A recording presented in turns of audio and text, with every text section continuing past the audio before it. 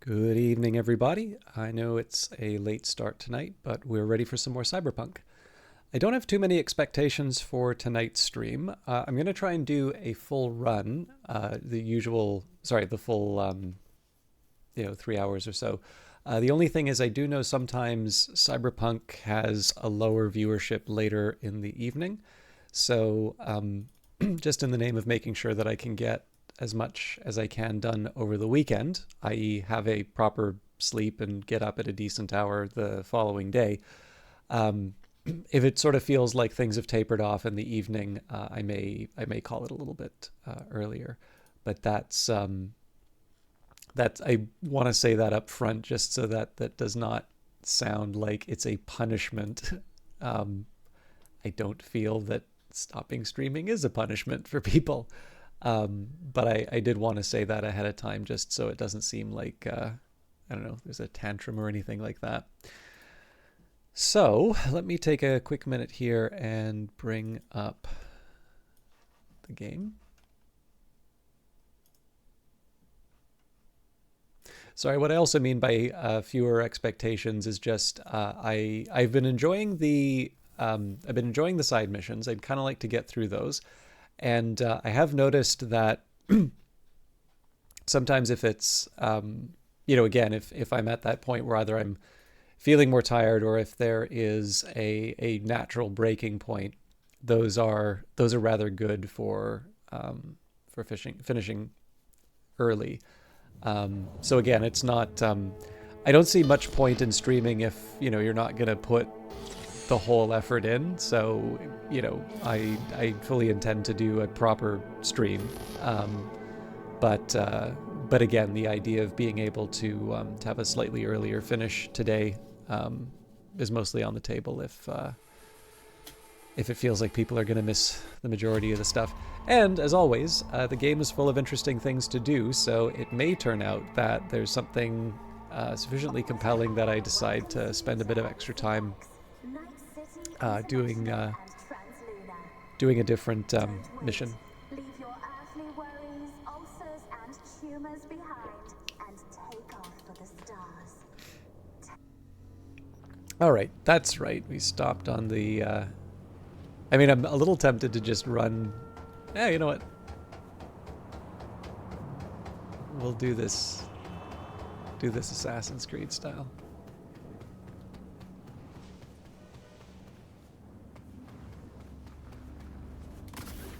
Oop. Well, I tried.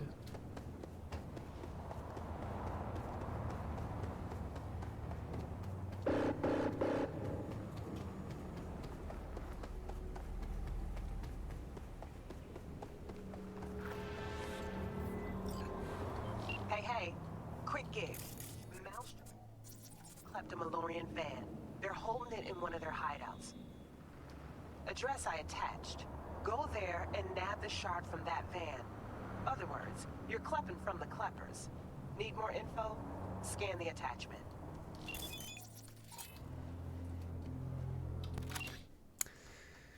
Gig type thievery. Steal the databank with the transport route data from Malorian Limited. Location warehouse offshore street. V, big news going around. A Malorian van was stolen on Sir Francis Drake Avenue. Maelstrom claimed responsibility. Just so happens that one of my informants saw the whole thing, and he was smart enough to tail them using a drone. Hard part's over. We already know where they've stashed the van. I'd say we got lucky, but the truth is, my people know how to get shit done. Okay, I'll quit flattering myself. Go to the chop shop and find a data bank in the van that has Malorian's transport route data. The gangers have no idea it's worth more than all the cargo they're sitting on. Okay. So tag the enemy, will turn it off and then control it.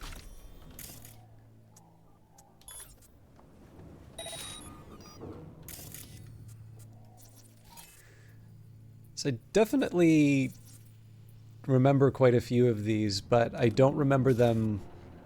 I'd say I don't remember them well enough to go in with sort of supreme confidence.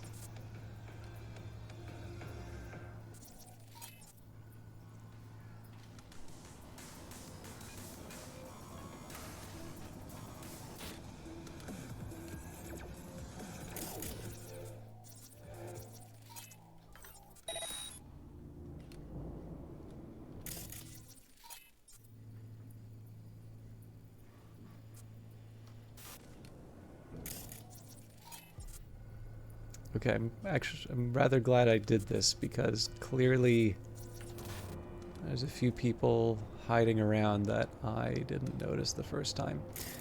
So definitely a ping's in order.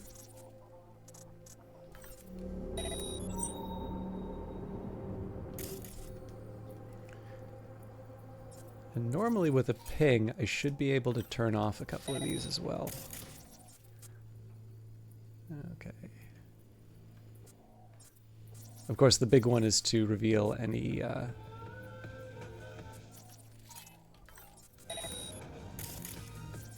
enemies we missed.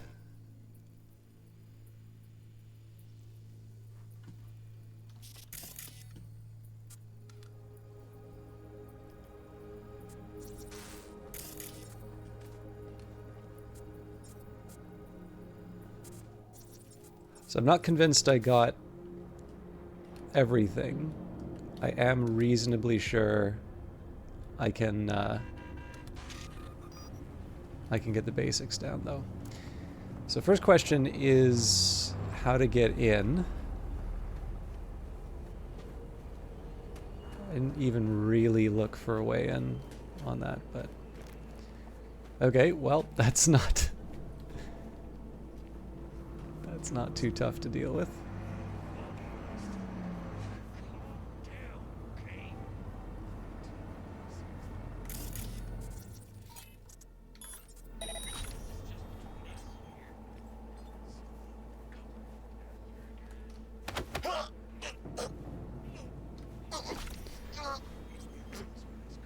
Big point here is going to be to try and take these all down as quickly as possible and stash them.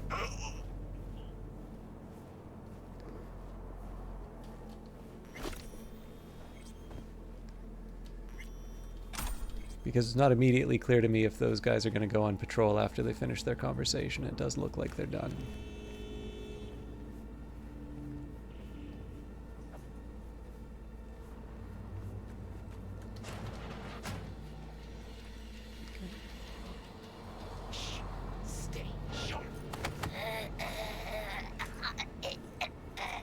Okay, that kind of sucks, but...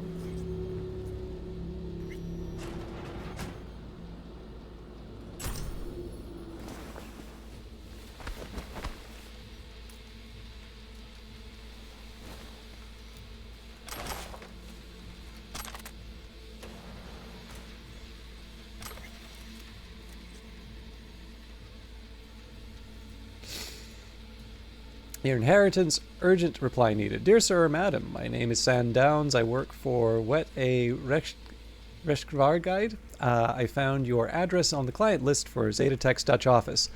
Your name happens to be identical to that of my former client, who died tragically in the recent floods ravaging the north of Europe. Please excuse my the rather informal nature of this email, but the matter is truly urgent. My client has left behind 10.7 billion euro dollars in cash. In accordance with local law, the government will assume the entire sum if an heir is not found within a week. I also have it from unofficial sources that the funds will be earmarked for the local branch of Euro Business Machines, with plans to take over Amsterdam. But we can stop them. I know that you are not related to my client by blood, but by taking advantage of a few legal loopholes, we could inherit his fortune and split it 3 ways. 40% for you, 40% for me, and the remaining 20% for the flood victims, of course. Please respond to this message within 3 days, otherwise I will have to look elsewhere for help.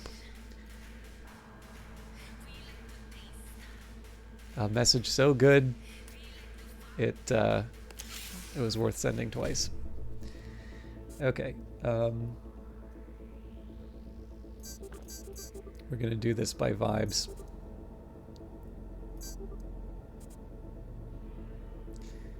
I don't think I have the 7As. Yeah.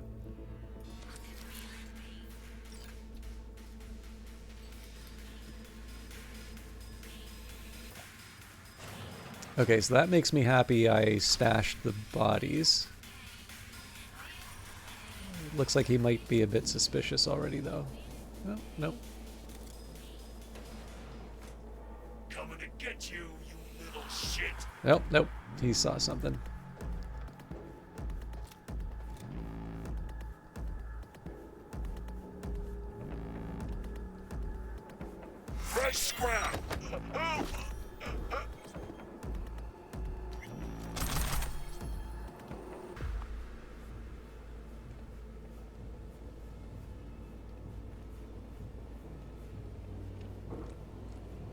Turns out there was another way in.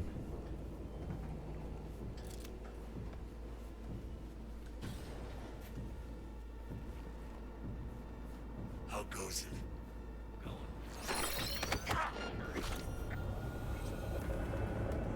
Fuck you waiting for? Keep cutting. Jesus, how long can this fucking... Should have killed that asshole.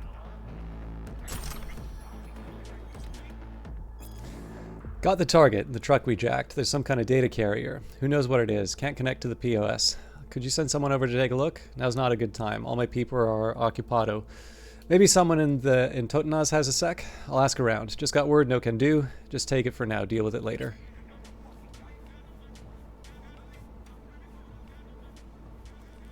So it's not immediately obvious how to deal with the lower level here, but we've got someone on the roof that we can take care of first. Whoa.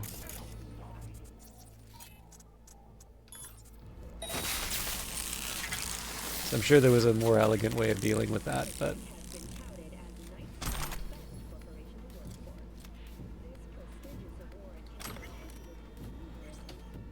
Corporate Wars, the musical. Absolutely phenomenal. Ziggy Q. True to art and history. Karina Lee. There were many explosions. Jillian Jordan. N54 News. Act 1. The Fourth Corporate War is underway. Saburo Arasaka is displeased with the progress of his son Kai, who is commanding Arasaka's forces. He instructs Kai to defeat the enemy in order to prove himself as a worthy successor. Kai desires above all to gain the acceptance and pride of his cruel father, so he devises a scheme to place all blame of the war's outbreak squarely on Militech. Their conversation is overheard by Sarah, a Militech agent and also the beloved adoptive daughter of General Donald Lundy. Sarah concludes that the only way to quickly end the bloody conflict is to assassinate Kai. General Lundy comforts his daughter and gives her courage. Soon Andrew, a young idealist and idolater of Saburo, arrives in Night City. His dream is to find the last living seagull in the world, so he attempts to stow away on board an Arasaka ship. Then he's discovered, apprehended, and mocked by Arasaka security personnel. Meanwhile, Sarah is preparing her ambush against Kai, who is due to inspect the ship on the very same day. When her target appears, Sarah is poised to fire her gun when suddenly her eyes lock with Andrew's. Time stops, sparks fly, young love is born. After a moment, Sarah shakes free of her daze and fires at Kai. She misses. Andrew then intervenes, shielding Kai with his own body. The Militech agents must flee the scene. Kai had noticed the twinkle in the eyes of the young lovers when he saw their eyes meet. When their eyes met. Under the guise of gratitude for saving his life, he decides to use Andrew as bait in a trap for Sarah. He orders his scientists to heal the young man's gunshot wound and secretly install a synthetic heart containing a nuclear bomb. He formally accepts the young grateful man into the Arasaka armed forces, and, knowing Andrew's reason for stowing away, he convinces him that Militech is responsible for the destruction of the marine ecosystem and seagull population. Act 2. Sarah returns to General Lundy after failing her mission. With a father's love, he is able to forgive her, comfort her, and offer her a chance at redemption. He assigns Sarah to lead the charge on Arasaka Tower and end this nightmarish war for good. Still smitten from their brief encounter, Sarah and Andrew simultaneously come up with the same plan to search for each other in cyberspace. By chance, they find each other at a virtual coral reef. At first, they are overwhelmed with the unbridled passion of new love, but quickly realize that they can never be together. Andrew erroneously accuses Militech of destroying the original coral reef, causing Sarah to realize that her beloved has become a member of Arasaka's security forces. Both corporations are preparing for the final confrontation. Andrew and Sarah mourn their unrequited love. General Lundy worries over the risk his soldiers face. Saburo reminds his son that he can only have one more chance to earn his father's pride and respect. Kai has come to the conclusion that his victory cannot be assured, so he decides instead to blow up Arasaka Tower and pin the blame on Militech in hopes of earning his father's love and death. Sarah's unit enters Arasaka Tower. The two lovers meet as battle rages on around them, but neither can bring themselves to harm the other. Kai attempts to detonate the bomb in Andrew's heart, but the detonator fails. Struck with a nefarious idea, Kai instead shoots Sarah, killing her on the spot. Andrew's heart breaks with grief, causing the bomb inside to detonate. In the moment before the explosion, Andrew gazes up into the sky and witnesses a seagull soaring overhead. The nuclear bomb explodes, destroying the tower, the young man, and the seagull, and his dreams. Andrew's lament. I dreamed a dream of an endless sea, Arasaka at the helm. Today my dreams are nothing but mist, and I'm nothing but down. My eyes wish never to see again, covered in the seafoam veil of gray. I now see only the black abyss, my chrome heart gnarled in pain. Arasaka Corp bought my soul in exchange for blood and mourn. The strength in me has forever died, and a corporat was born.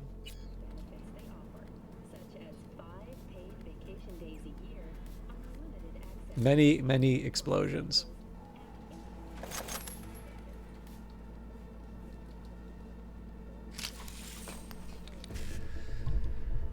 Okay. 55-7A.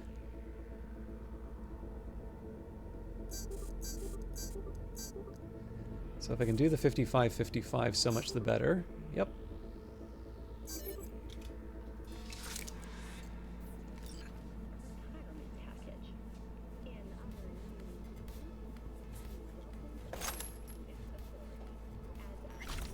So the original plan was to move up to try and get the sniper, but that doesn't seem feasible now. It does look, however, like the... Okay.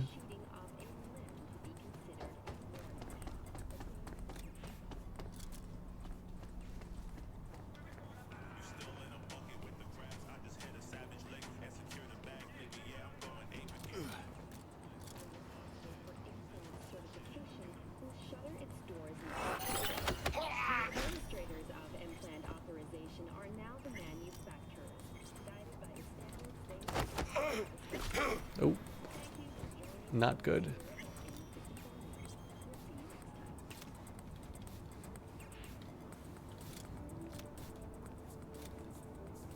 Come on!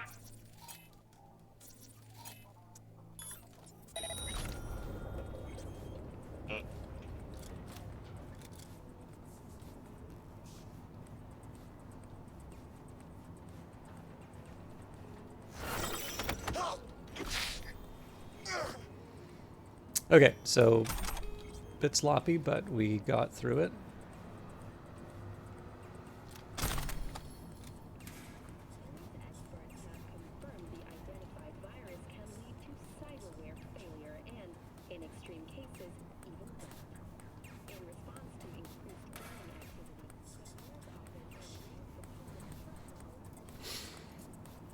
Villafort Columbus. All right. Just a bunch of... Just a log. And yes, I do want to leave, but I think I'd prefer to clear out the place, seeing as there's probably only one enemy left.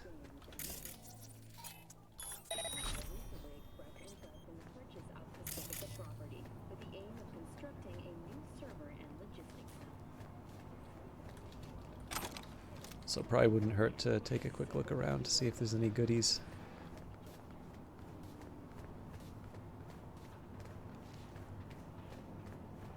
Ask and ye shall receive.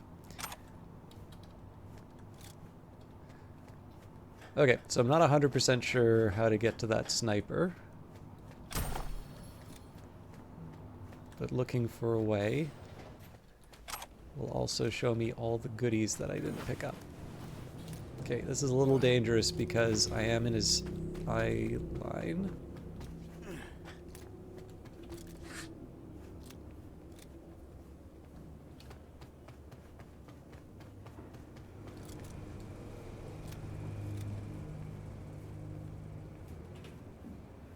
So given the fact that he's supposed to be overlooking all of the places I was just running around, I would say he is not very good at his job.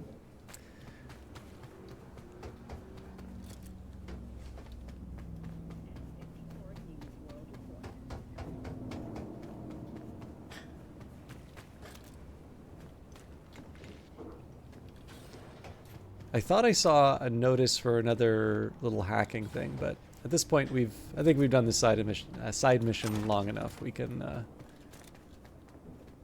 mind.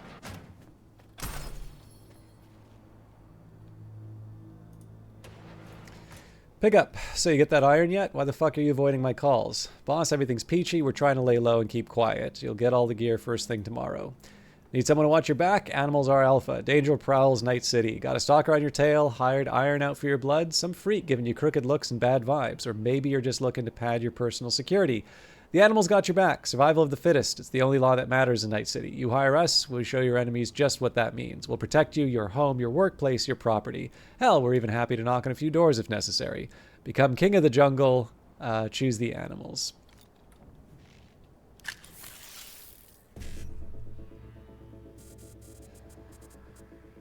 I-955 BD 55. Okay, there's only one more option here, so if I can get the 1C55, which I can. So, do they give me an F? Well, you know what? The FF option won't even matter. If you just give me a second, I'm going to adjust the mic stand. Hopefully I'll bump it a little bit less.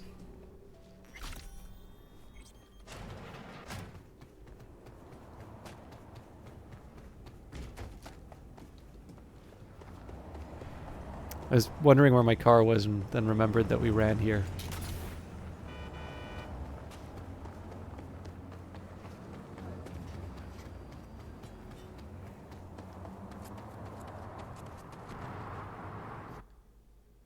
I just want to deposit the job item. That is what the F button does, right?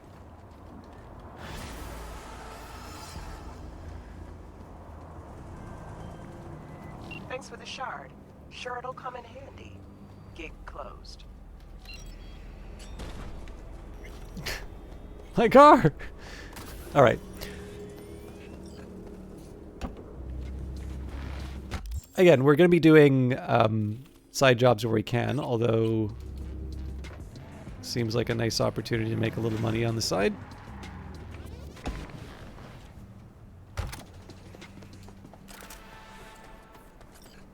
Better to wait it out. See who takes over. This is gonna be fun! I'll deal with this fuck stick. Move!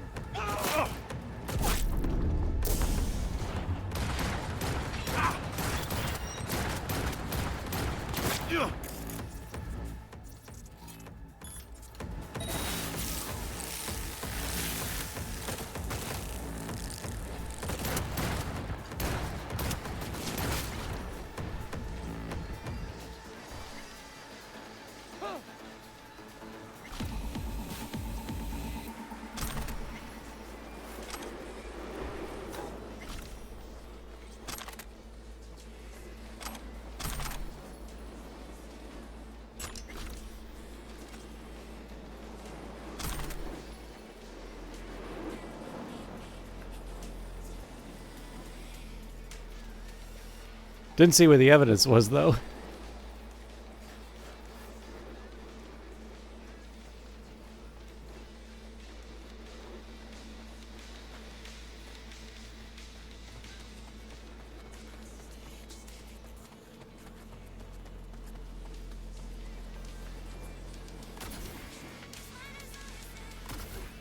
Ah, there we go.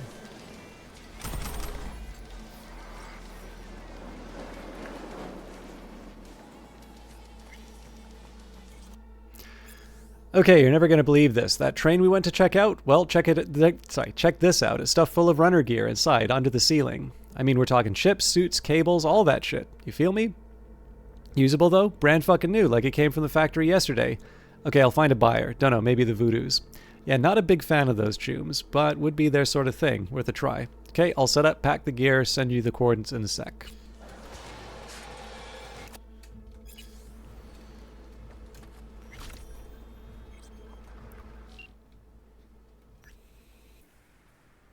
You know what, URV? The best merc Eddies can buy in Night City. Keep it up, and you'll have the city wrapped around your little finger. New gigs heading straight to you.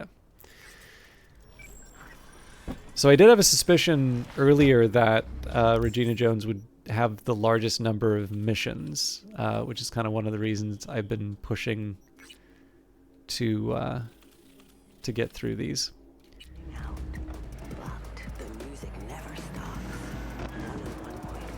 But again, they're not... we talked about this a little bit on the previous stream, but what happened here? I don't have a frame from Witcher 3 in terms of what the side quests are like compared to the two games I've only ever played. You know what?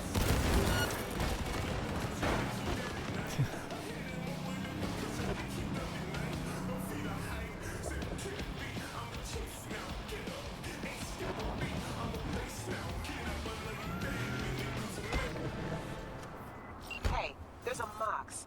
Something isn't right with her. Could be cyberpsychosis. My client's in danger. You need to get him out of it. Would really appreciate your help on this. Deets attached. Okay. Merc needed. Halcantos, Mox warehouse in Longshore North. Got a call from Halcantos. Guy is a known quantity in the area. Crack BD tuner. Used to work for WNS News till he got axed for fraud. His biz is strictly street now, like that even matters. Hal's got himself into an interesting sitch. He was tuning a BD for the Mox and must have fucked up because one of the girls went off the handle after she put on the wreath. Started screaming and shooting at everything that moved. Hal managed to find a place to hide, but it's only a matter of time before she gets him. You gotta make sure that doesn't happen. Sending you the warehouse coordinates where Hal's holed up. Again, in case you missed it, there's an active shooter in the building. Go in with your iron at the ready. Eddies will reach you only if Hal makes it out alive. V. See you around. Bye, V. Remember, the media lies.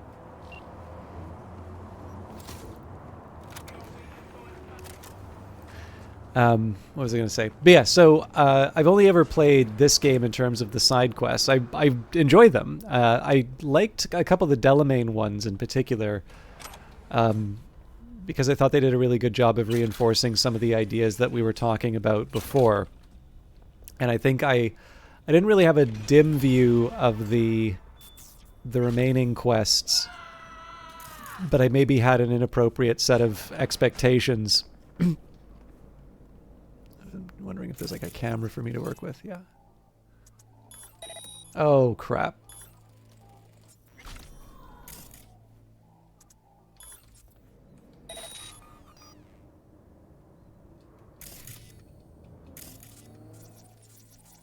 The whole point of that was to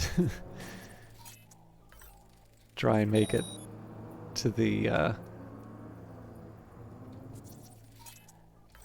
okay.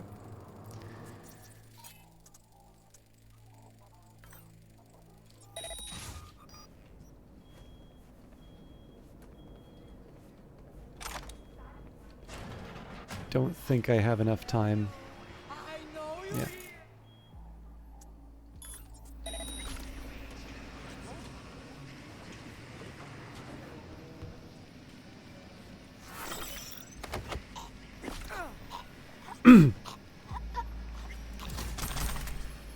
Yeah, so I think I had sort of unrealistic expectations from one of the, maybe not main quest lines, but something that wasn't quite a fixer quest either.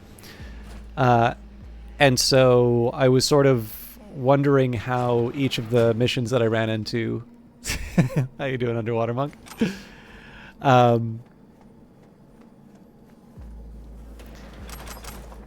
But I will say, like, you know, for a big game that gives you lots of things to do, you know, the fixer missions are sufficiently diverting. Hal, you alive? Shh, not so loud. That psycho, you deal with her? Sure did. You can come out now. Finally. Man, I thought suffocating there. You know when you open your eyes in the morning and think, this is gonna be a shitty day? That nothing will go the way it should? Well, this was one of those days. Wished I just stayed in bed. Why'd that girl blow a fuse? Why do people get cyberpsychosis? Who the fuck knows? And nobody's too keen on finding out.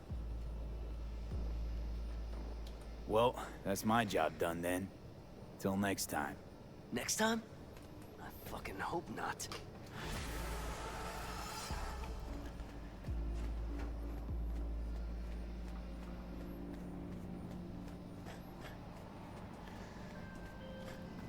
Nicely done. Hal's very happy. Talks about you nonstop. Only good things, of course. And remember, V, word gets around. Closing the gate. Actually, I should check Underwater Monk. Have you played Cyberpunk 2077 by any chance? I did get to play this when it first came out. I've kind of stopped saying the, key offered by the publisher line, just because there's a certain point. The FTC actually has a page on this, and they are frustratingly vague on when you stop saying it. Like, it kind of deals. Not a doc by chance, are you? Regina sent me. Of course. Always has her finger on the pulse. The hell happened here? Hal was supposed to crack a BD for us? And he did. At least he said so. But it all went sideways. And Annie dove into it. Never heard her scream like that before. She snapped. Well, you can guess the rest. I didn't actually kill the cyber psycho. I'm not going to say that. Well, I guess I should prune the dialogue tree. So, the girl. Dad, I know. We're synced on the same net. You had no choice. Don't sweat it. So yeah, one of the things that was amusing, there were a couple of things, like I never experienced the stuff that people like to complain about, and I thought one of the things that really frustrated me about some of the YouTube coverage was there were people who were very deliberately like lowering all the settings on the PC version and trying to say that like this is the PlayStation version. I mean, this happen anytime there's a story about a game failing, people are going to hop on that because it's a lot easier than actually having ideas or thoughts for yourself. And in the end, people want content, TM. So it doesn't matter if it's true or not. It matters that people will click, right? But what I did really enjoy was just because there were genuinely bugs in it, there would be funny little bits like there's like an opening mission where you're sort of sneaking around Arasaka Tower and your buddy Jackie is moving around, and like I remember seemingly out of nowhere, I'm busy doing the stealth thing, and then he just jumps up and yells, "I see you, cabrons!" and starts opening fire. Which didn't actually seem to affect a whole lot. I go with the moment and sort of open fire myself because, it's fun to have a little bit of immersion in the thing. But, it just, so far as I could tell, it was a completely, it seemed like a random and unprovoked event where like my NPC companion decided that we were going to go loud. And then I think there was one moment where he was eating sushi. Oh crap. I think I've messed this up. Yeah. Doesn't matter. So there's like a scene where he's eating sushi, but for some reason there seemed to be a bug there where occasionally the sushi would just like it would linger in the air. So by the end of the conversation, because he's sort of waving his hand around as he's eating the sushi, there's, probably about 20 pieces just sort of hovering in front of his face, like the moons of Jupiter or something like that.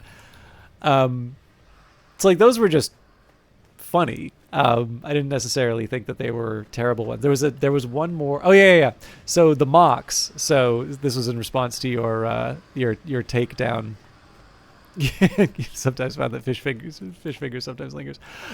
So yeah, regarding this particular takedown, we're in the sort of the place where the mocks, like their headquarters, and there's a little bit of an opening dialogue. It's like, my, what a sweet little face you have, or something like that. and then immediately turns around to kiss my tits. I was like, what? What did I do? I'm sorry. So again, that sort of stuff I just find it's fun. Like it's amusing. It's not like, oh, I'm gonna trash this game and say that CD Projekt Red's gonna go bankrupt off of this, because clearly that's gonna be resolved, and to a certain extent, enjoy the ride while you can, because those ridiculous little moments are not gonna be there forever. And I kind of say that because you get something like Roach Race, which, yes, we're going to waste time on here. But, even The Witcher 3, which is sort of universally regarded as an excellent game, they're talking about some of the silliness in this one once you get the carrot, or some of the ridiculous bugs that were present in that once you get the carrot.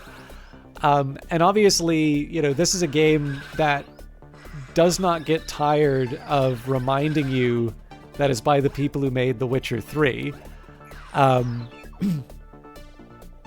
So the fact that those early problems existed did not stop that from becoming a very admired and frequently sort of cited game in terms of quality.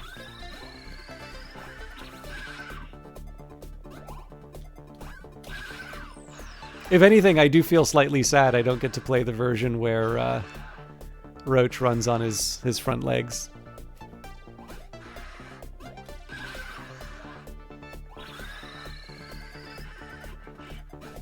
Having a little less luck getting all the apples this time, though. I don't want to...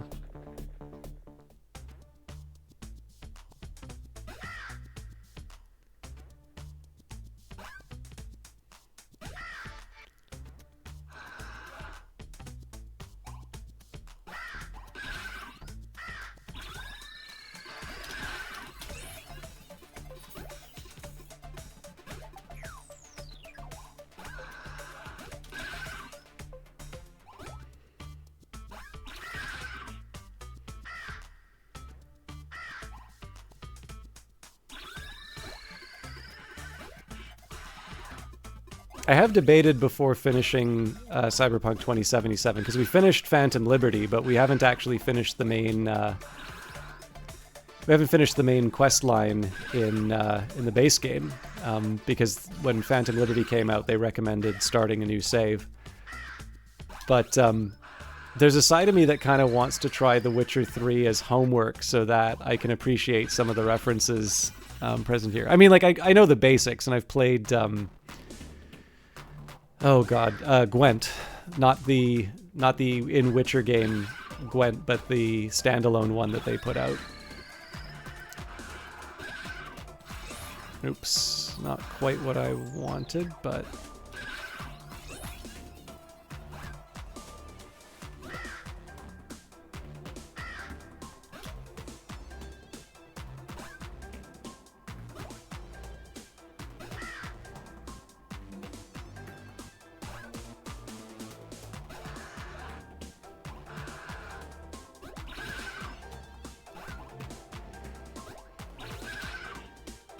I wasn't quite confident enough in that jump.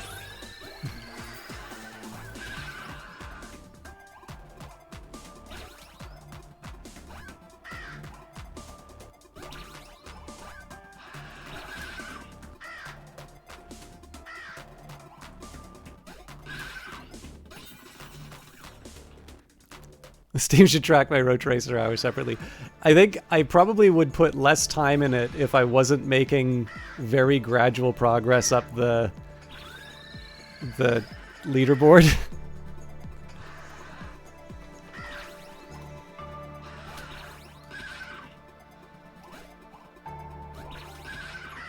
That would be actually a fun feature of Steam, though, to include like a playtime for a mini game, because even aside from Roach Race, clearly people in The Witcher really like playing a lot of Gwent.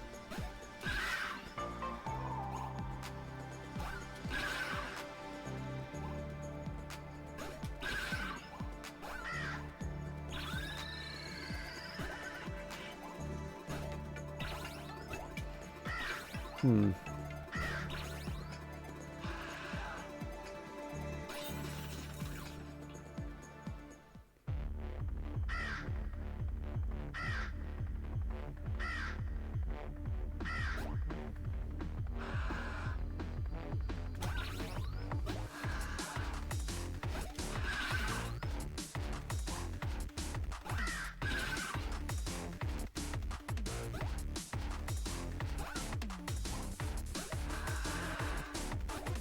trying to remember, I think in the Star Wars universe, I don't know if it's ever said in the movies, but apparently there's supposed to be like a card game in that setting, possibly Pazak, and I feel rather bad about that one.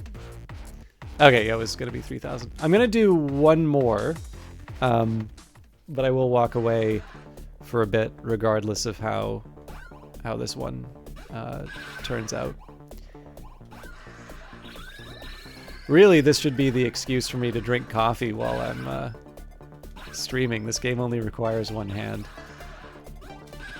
But yeah, I'm pretty sure at least one Star Wars game has referred to that, but I've never heard of a Star Wars game that does like a card mini game that... Oh, that's a real shame. Yeah, that gets the kind of notoriety that some of these other mini games have.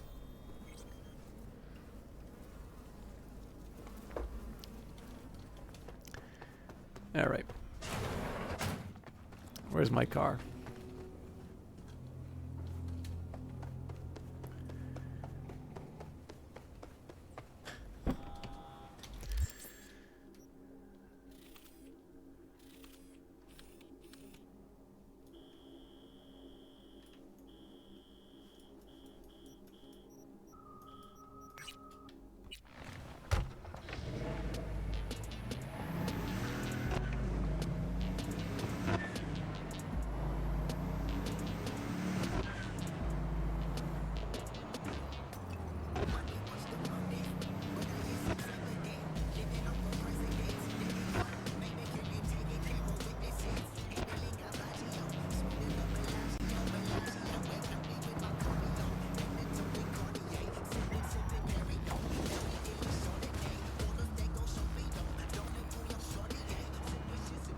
Did I miss you?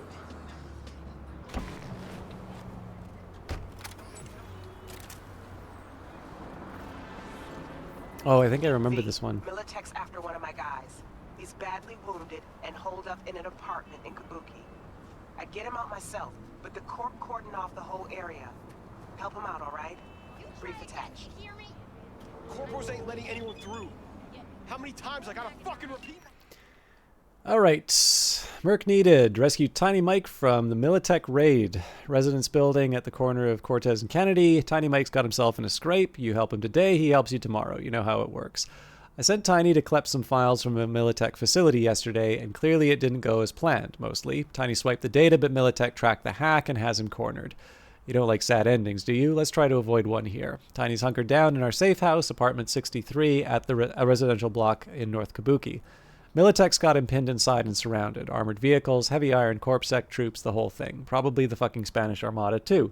Break through their lines and save my man. And don't worry, this isn't a charity case. I'm attaching something that will help you recognize him.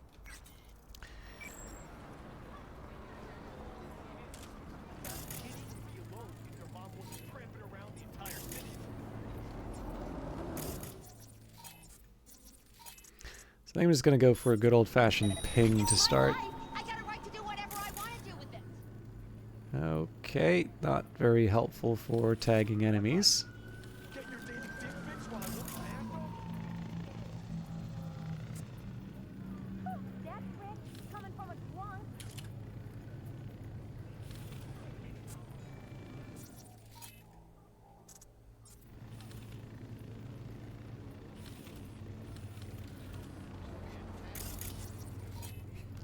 These guards are surprisingly relaxed about me just taking out an assault rifle in front of them.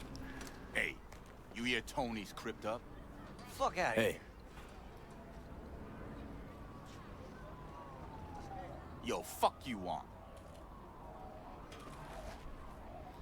No way in past the Militech beef next.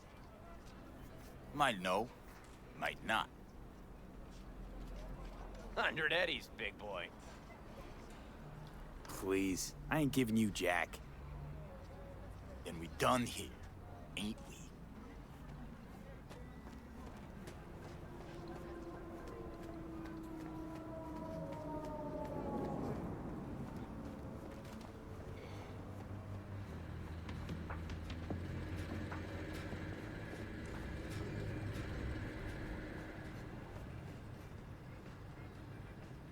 That's not good.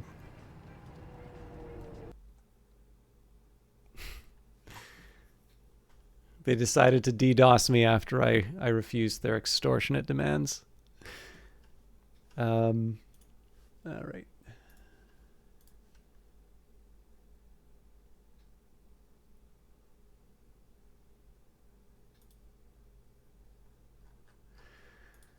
I think this is going to take a minute because it usually complains about syncing.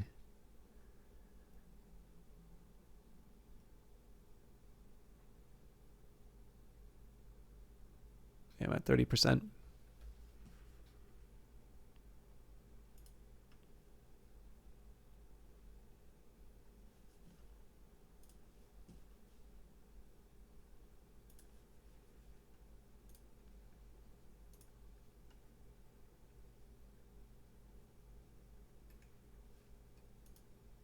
That stuff right.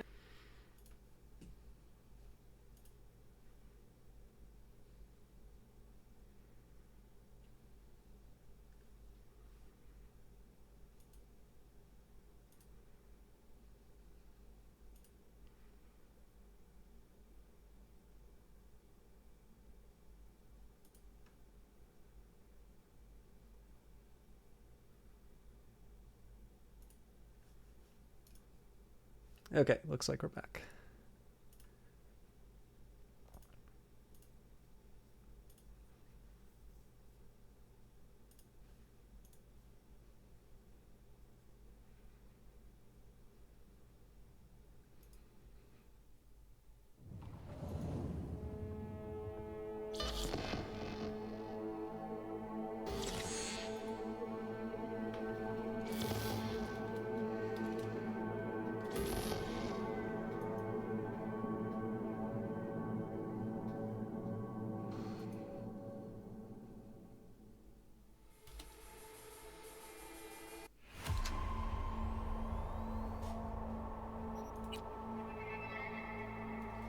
Orbital Air welcomes you to NCX, Night City International and Translunar.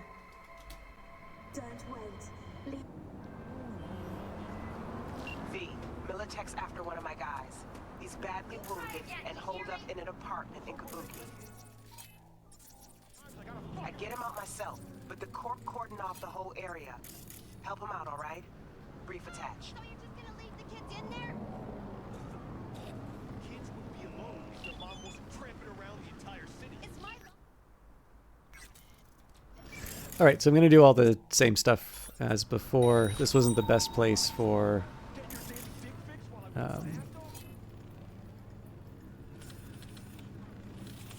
this wasn't the best for being able to tag everything, but I can at least get the basics.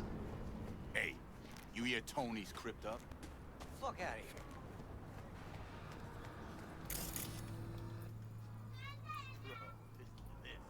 Bill the Clown's boys were fixing to scare him because he mad down. Run off that fire. So as far as I can tell, there's no incentive to actually doing this quietly. I just kind of like the idea of doing missions quietly when I can. I know how to do it. We're not waiting till next year. I'm waiting for a decision.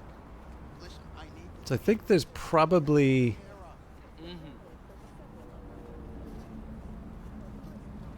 Yeah.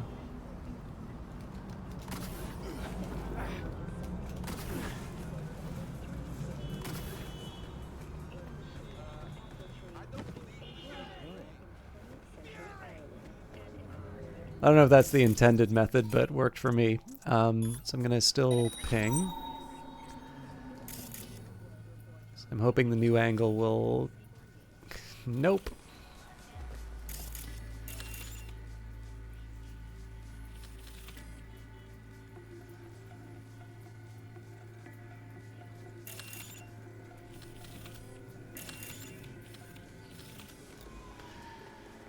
Well, it's a start.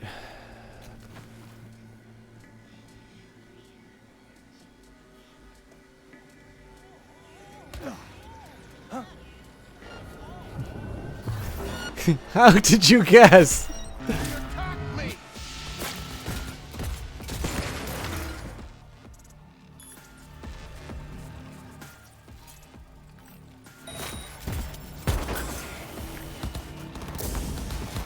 Okay.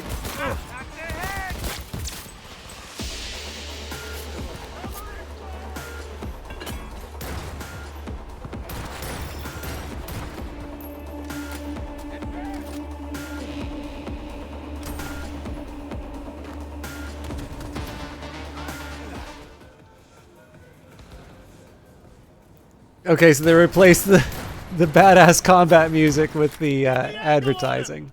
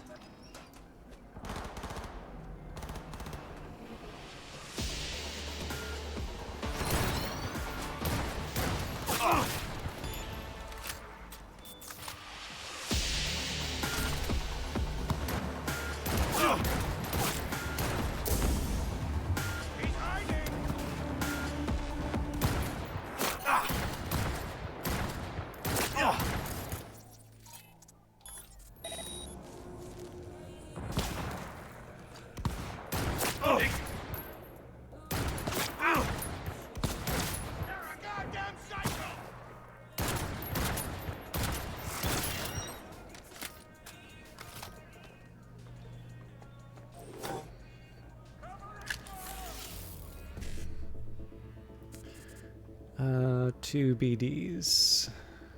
I got nothing.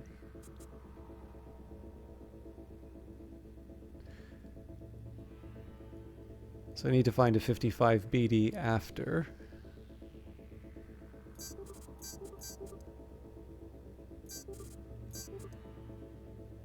Oh, that was a trap.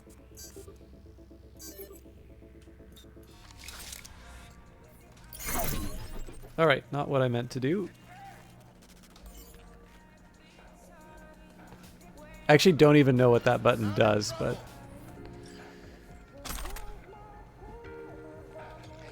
Anyway, I'll take the opportunity to grab whatever goodies I can.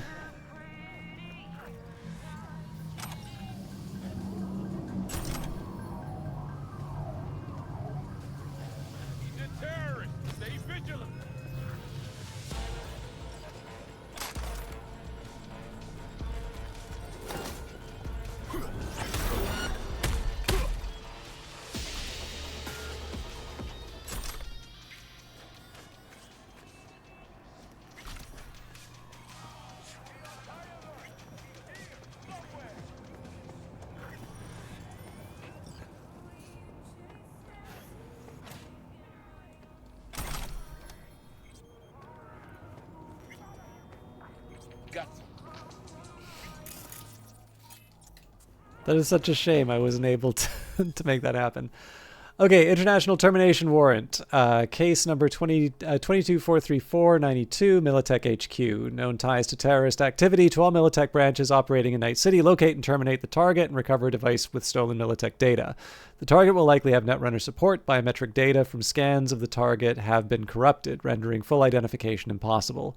Last visual contact of the target was at the intersection of Cortez and Kennedy in Night City. We suspect the target to be hiding in a nearby residential unit. The target should be considered armed and dangerous. Target data, first and last name unknown, race Asian, sex male, age 25 to 35, height 5'10", 178 centimeters, and nationality unknown. You're only making it worse for yourself. Come out. Hey, anyone else catch that? Nyuk, nyuk, nyuk, nyuk. That was a very poor decision.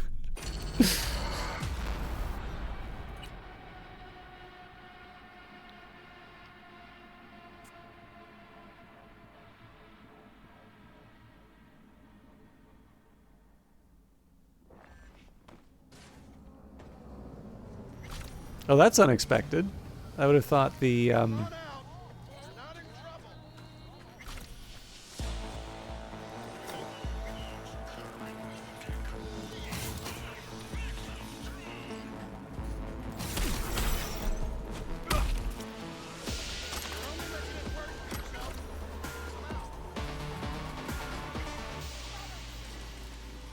I would have thought I'd go back to wherever my last hack was.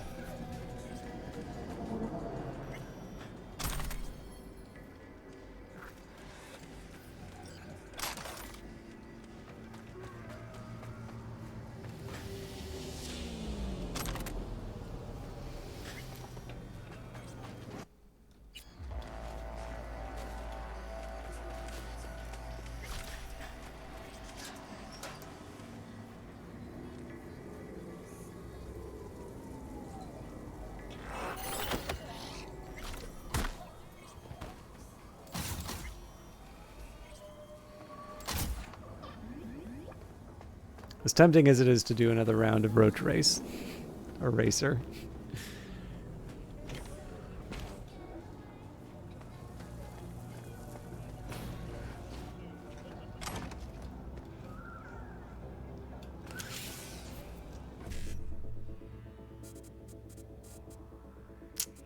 No FF to start with, huh? But there's also no E9 FF either.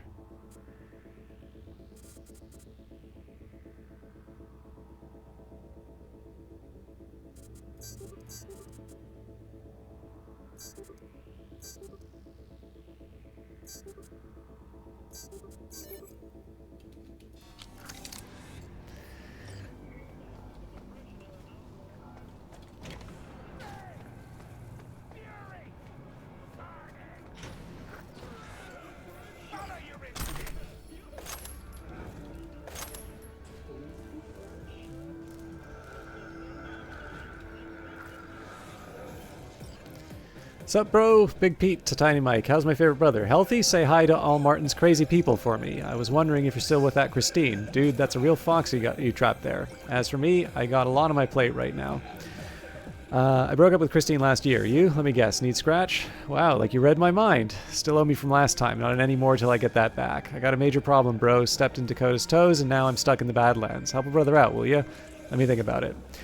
Quick contract. Thievery, obtain ISIS Sothis data, Militech job in the Badlands. Tiny, another job from our favorite client this time. Max dreams of getting his hands on Militech data. We help him with this. It's a big payday for us. The plan is you break into the Militech facility. My guy at the front entrance can get you in, but then you're on your own. Then connect to ISIS Sothis camp, rip the folder named Tenebris, and Delta your ass out of there. Call me when it's done. Iron's hot and ready. What up, crazy motherfucker? Your best friend's ready for pickup. Quick breakdown. I made some chamber and trigger tech mods. No more jams guaranteed. Also shaped the trigger guard to the specs you provided and bore out the barrel to increase firepower. Also swapped a few parts, and ta-da, your toy is now 2 pounds lighter. Heads up for the future, the Kolak really doesn't like water, so if you need something for when you go swimming, I recommend the Arasaka HJSH 18 Mamasume, worth your weight in eddies, but it'll saw a goddamn whale in half.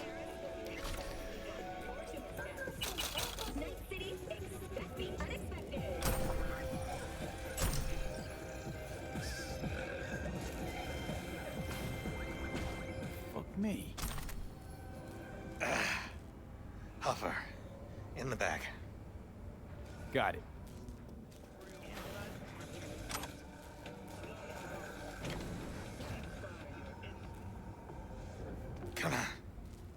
okay? Oh, fuck! That's what I'm talking about. Thanks. You Tiny Mike? One and only. Now, we done exchange pleasantries? Need to find a way out of here, fast. You don't say. Listen, I know a way out, but you're dealing with those corporal fucks. You're preaching to the choir. That's why I'm here. So we doing this? You ready? No time to waste. Let's go.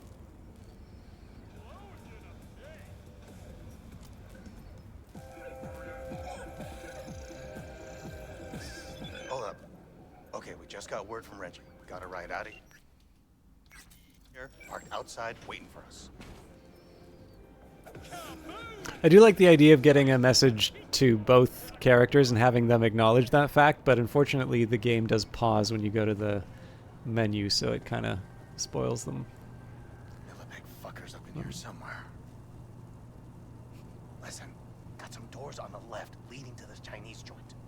I'm 80% sure I can get them open. And if I do, it's just a few steps till we're in fresh, open air. Let's keep moving. I'll decide on the way. Okay.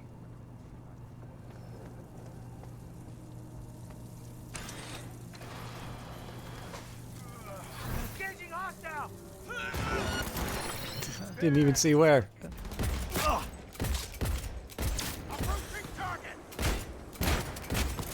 Cover you!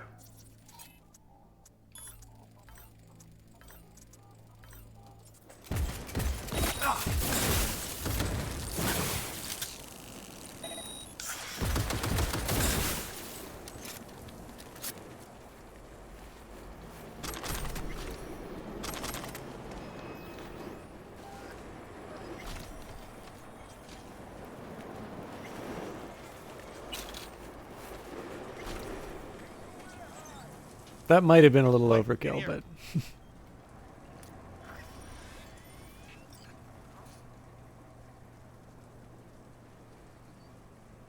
Oh, Zhang still has me in her system.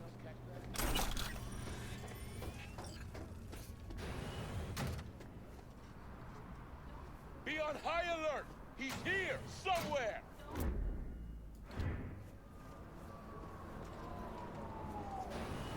there's no rush. Warframe does that well. Characters in the mission will sometimes acknowledge that other AP. Yes, I think I remember exactly. Well, probably not the moment you're thinking of, but I definitely know what you're talking about.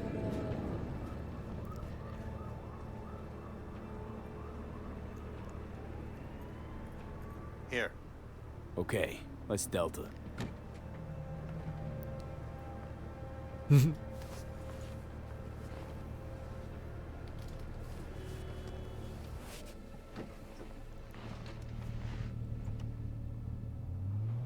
gonna manage on your own? Of course, we're home free now. Never seen Militech so hot and bothered. Must have stolen something important. Let's just say they don't like to be reminded of their own fuck-ups. Didn't answer my question. Look, the less people know what I clept, the more eddies it'll be worth. You're a merc. You know the biz. Well, that's my cue. Guess I better get going. I meant to do the last Hey, one more item. thing. Don't even know who I should thank for saving my ass. What do they call you? V. V? Just V? Why not? Catch you around, V. Take care, Tiny Mike.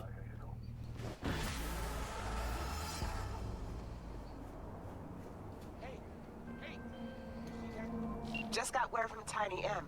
Thanks for your help. I do like working with pros. Contract closed.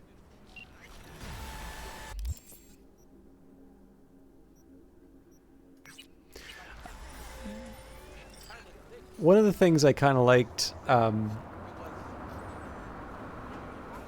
in the description for the mission that I felt might have been explored a bit more in the game, at least as far as I've played. Sorry, I gotta sneeze just a sec.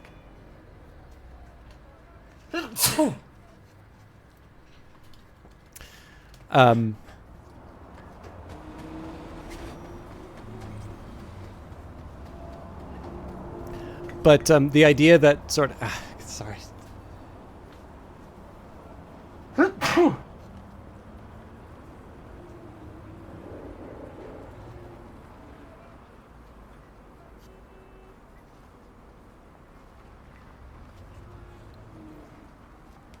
Okay. But yeah, so the idea of, I'm in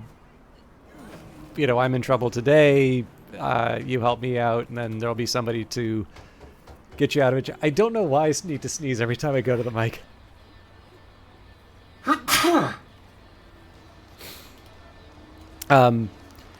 So I like that idea, and I mean, it does, because so much of this game is about sort of building, nobody would blame the game for just being a succession of missions that you play. There's a lot of games that do that very well. But I think the appeal of this, particularly because it's based off of an RPG and because of the developer that it's from, I think one of the big ideas behind this is to make Night City come alive, make it sort of the kind of environment where you sort of feel like maybe not anything can happen, but definitely that there is a bigger city than just, what V's running around in. And I'm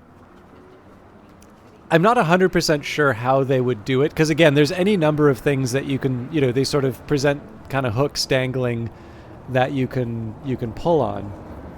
But it would be kind of interesting if there were opportunities for this idea of reciprocity, or the fact that you have these relationships with these fixers gives you some kind of help in a seemingly desperate situation. And it's hard, right? Because in a lot of situations, you don't want the character to feel, completely helpless, or like the game had forced them into a hard position where they're not able to respond. But it is one of those ideas that was brought up in that mission that I don't know if it ever really gets I'm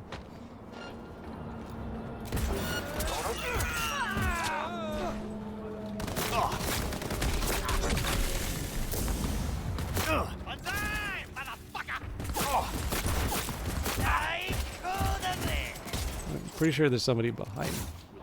Nope.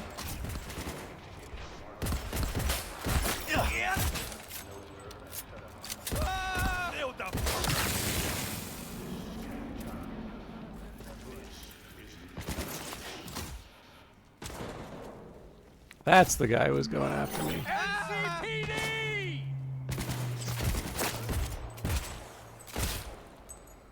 Huh? I will find you. It's a few more police than I want to deal with. NCPD! Neutralizing the suspect! Moving in!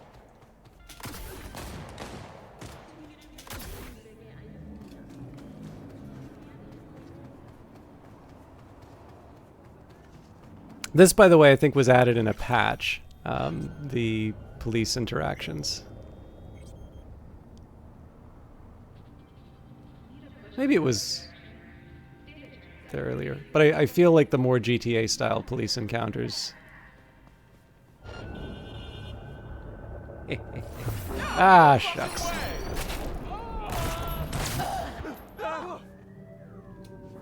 Couldn't have gotten far.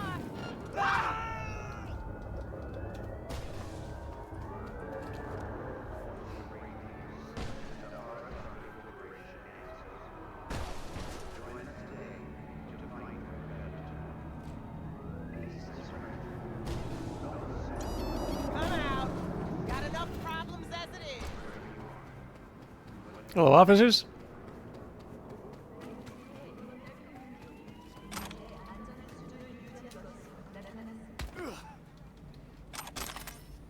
I only took out that one cop because they were obviously a week from retirement.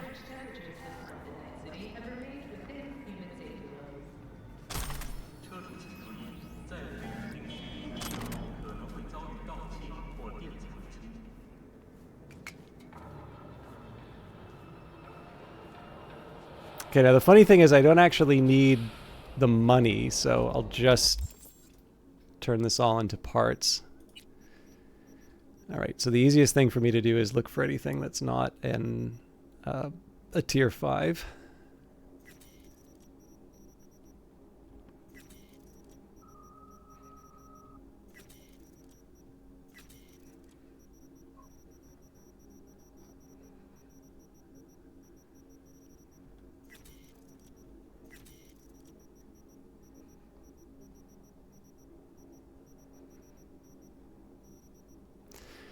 Okay, so we've got 2 of these. They're both... Oh, no, that one's not a plus plus.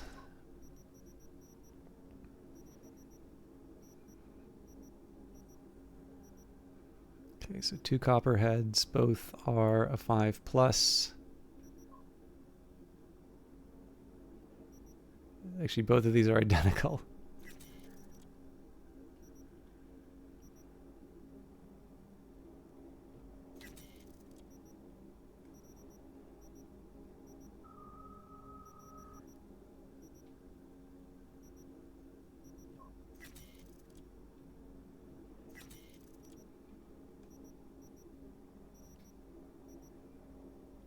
Okay, definitely don't need the light machine gun.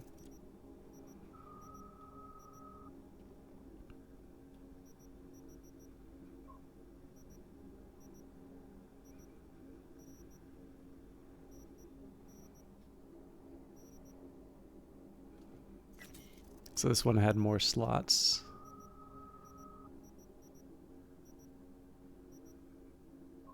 Okay, both plus pluses, both have the same number of shots.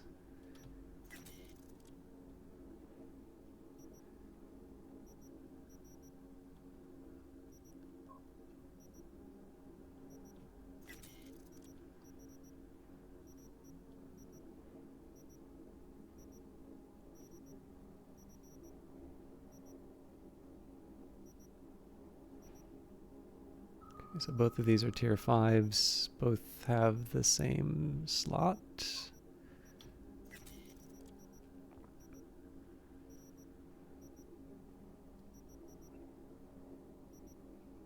Okay, both plus plus.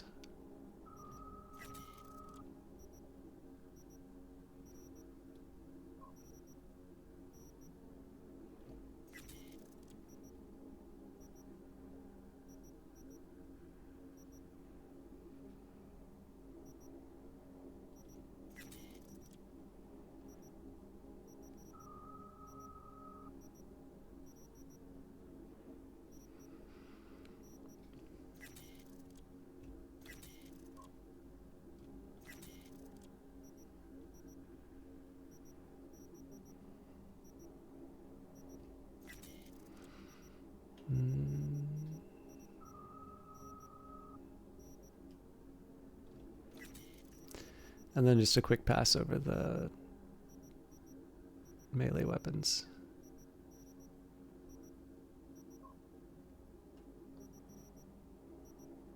So yeah, this is the sort of duplication I'm looking to get rid of, so.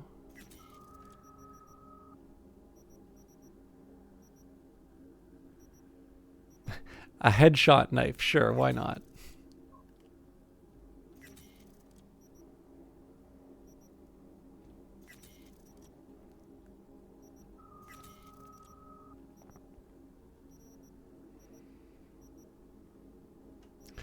Okay, works for me. We won't worry about any of the clothing or anything like that. I really just wanted to make sure that the weight was dealt with. Okay, on to the actual objective. Arati Kapoor's son overdosed on glitter. Probably heard of it. Hardcore substance circulating on the streets right now. Arata wants you to go to the lab making it and turn it into a crater. Check the attachment for more intel on Arati and the whole messed up sitch. Okay, Agent Saboteur, destroy the Glitter Lab building on Rovin Street. Unless you've been living under a rock, you've heard of glitter. Word is that if you take it, you're hooked for life, but apparently it's easier to OD on than neofentanyl. It was only a matter of time before some zit-faced rich kid fried his skull sponge. Kid's mother was Arati Kapoor, co-owner of the Masala Studios restaurant franchise. Needless to say, she's pretty torn up about it, but she's not the kind to wallow in her grief. She's got a plan. The lab where the glitter is cooked has to be wiped off the face of the earth, and if some of those dipshits making it expire on the spot, I think you know the answer. Flicking the cords now. FYI, the place might be guarded by tiger claws. This should be pretty easy to get past. What?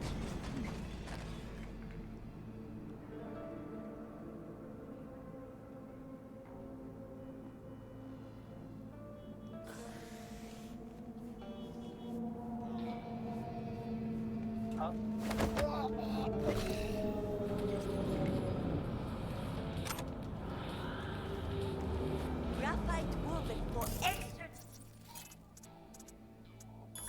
Shit.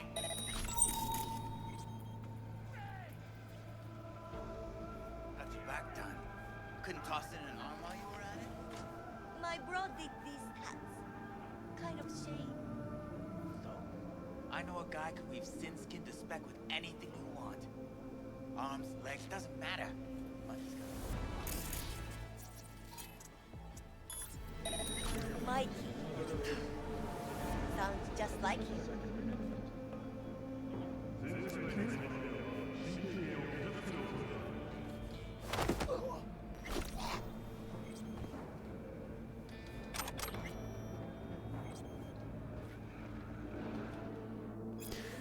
Arcade conversation. Who gave you my number? Alan, Obs? Cool, now fuck off. Come on, heard you got glitter, because I'm throwing this party. You're invited. Just bring a little. Told you to fuck off, so fuck off. You get that? Hey, chill, why so mad? Alan's in deep fucking shit. Send me another message, I swear if you do, I'll fuck you up. Come on, I dare you. Okay, so my best bet here is probably just to control the camera and see what's going on.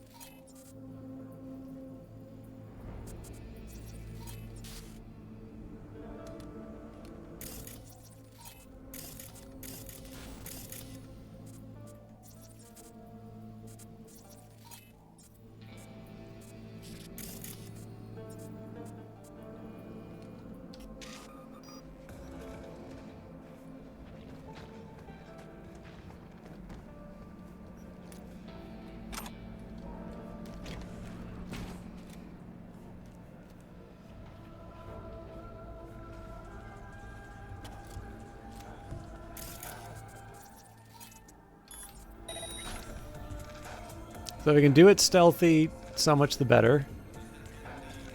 If I mess it up, not the end of the world.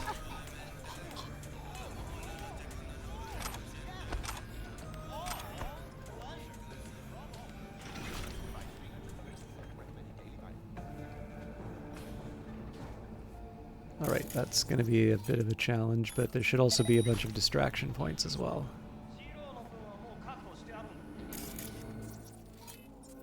Okay.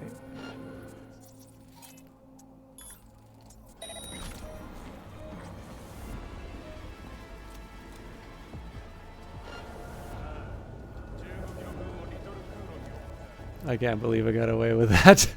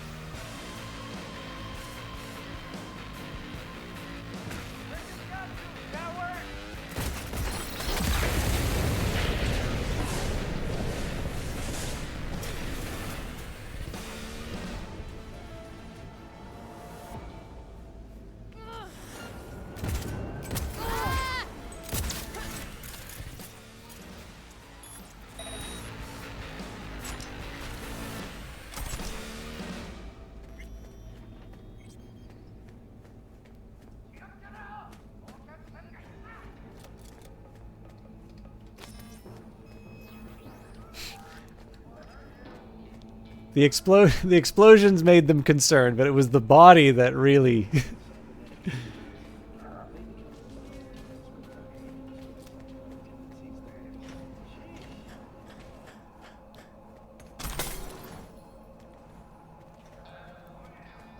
I mean, I keep hearing them. I just don't. I can't connect it to a location. I should probably just get out of here at this point. Where are you? Choom, seriously, he can't do shit. Hello? You're supposed to be here 3 hours ago. Fuck, sorry. Be there in 1 hour. What happened? Same as always. You need to stop drinking so much. Whole operation depends on you. Last time, I swear. You need someone to take care of you, like a guard.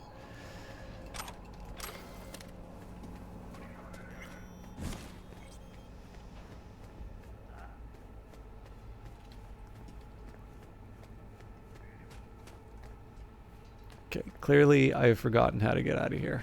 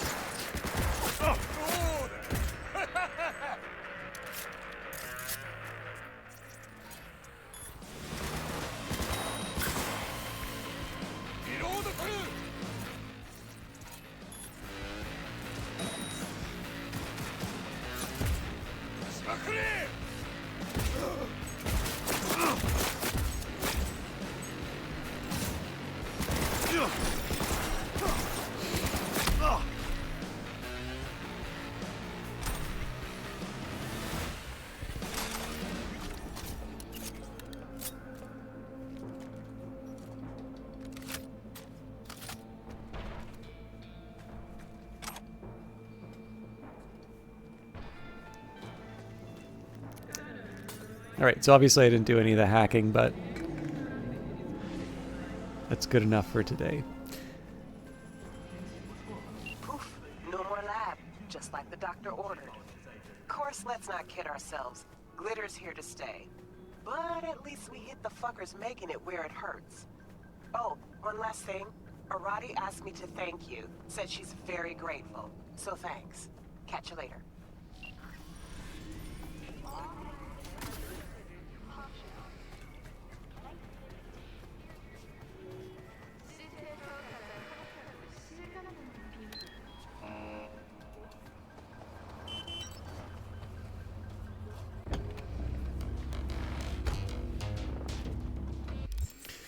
All right.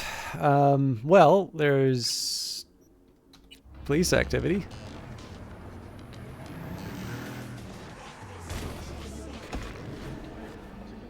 You are paying your respects with 101.9.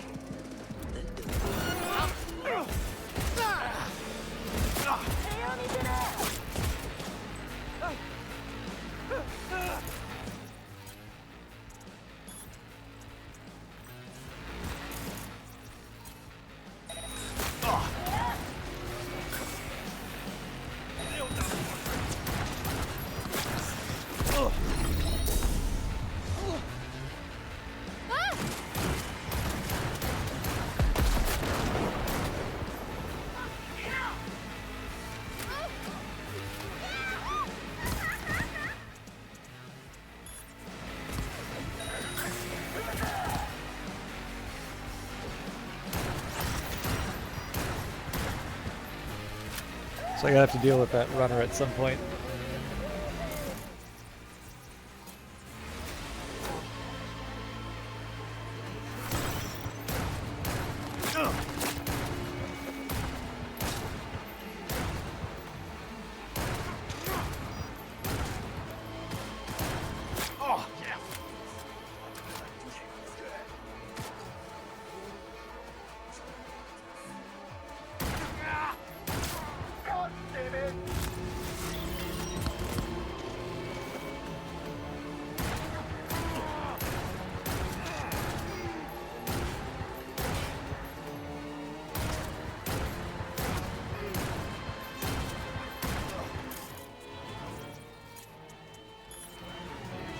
That may just resolve itself after a little bit.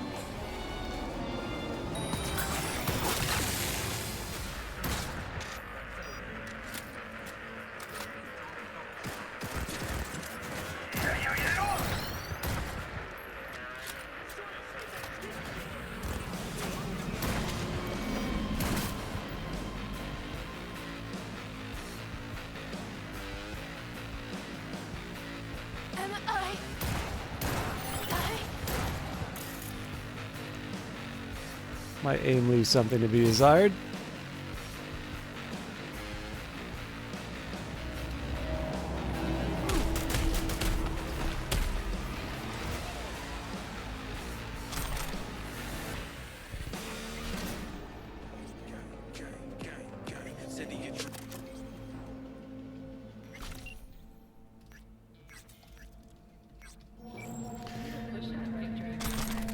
All right, so loot everything and then collect the reward.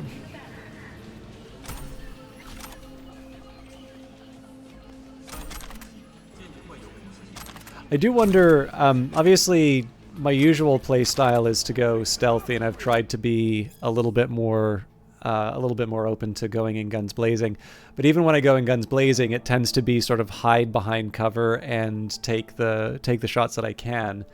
But I wonder if something a bit more aggressive with sort of the mantis arms, just running into the middle of the fray and causing a bunch of trouble, might be something to try in a future run. All right, heads up. Our guy from the market in Little China says something's up. Stall keepers decided they don't need our protection after all. Want to take things into their own hands. You got to prove them wrong. Get him back in line.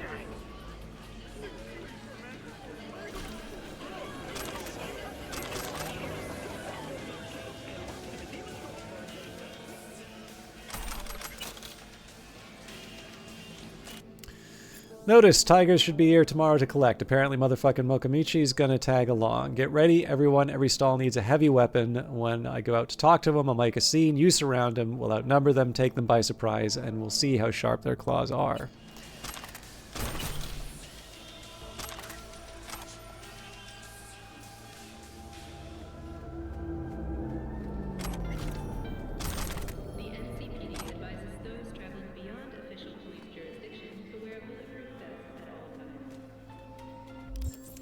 All right. Apparently I've not... Well, maybe I've completed that mission, but...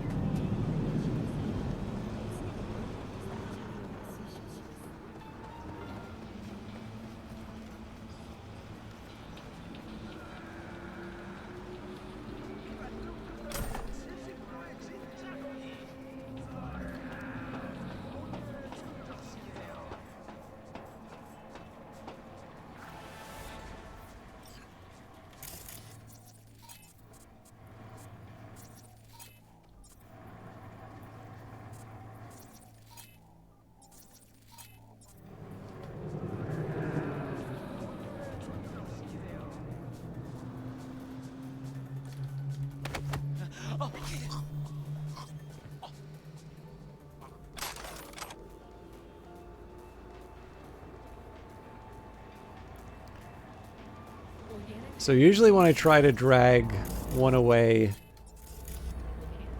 when there's two beside each other, that always ends badly for me.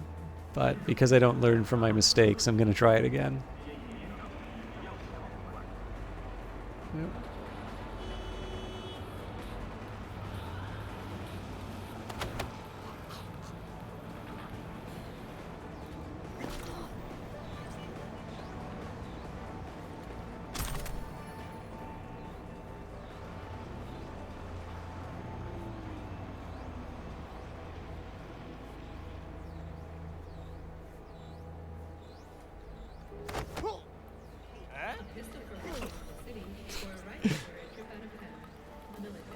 It is funny when they do the sound effect when the person beside them's just been taken out.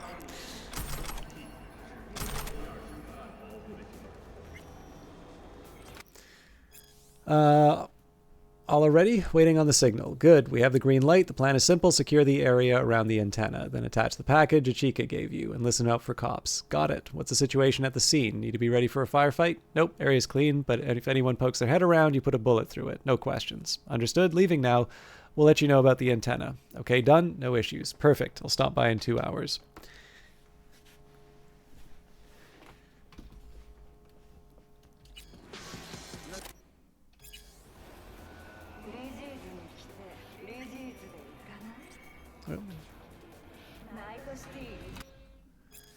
Yo, you up? Please. You know my night's my big rush. I'll go to bed in the morning. What's up? Cops are planning a visit, inspection, whatever. Again? They were here just last week. Got all our papers in order.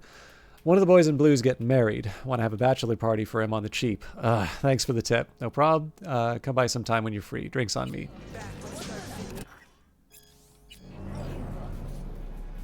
Alright, intercepted comms, 2 patrol cars on Pershing Street, reported mugging Knoll Street, reported breaking California Avenue, Max TAC AV headed to Monterey Street, pigs setting up a raid on Kennedy Avenue. Hey, got a problem. Encrypted message. If you read through the above, it's too late. Your neural process. Oh, yeah, we've already got. We read this one before. Alright. Again, the aim here is to try and clear out the.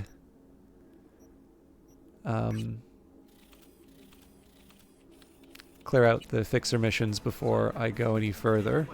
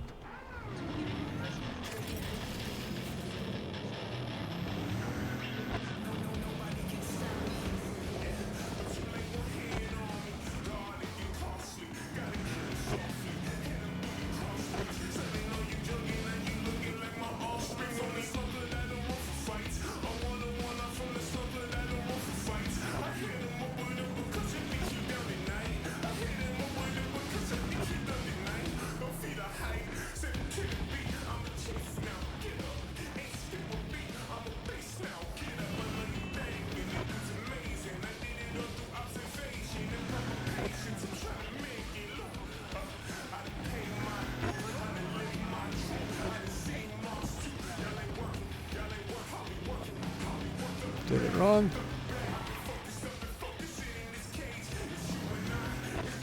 There we go. I messed it up again.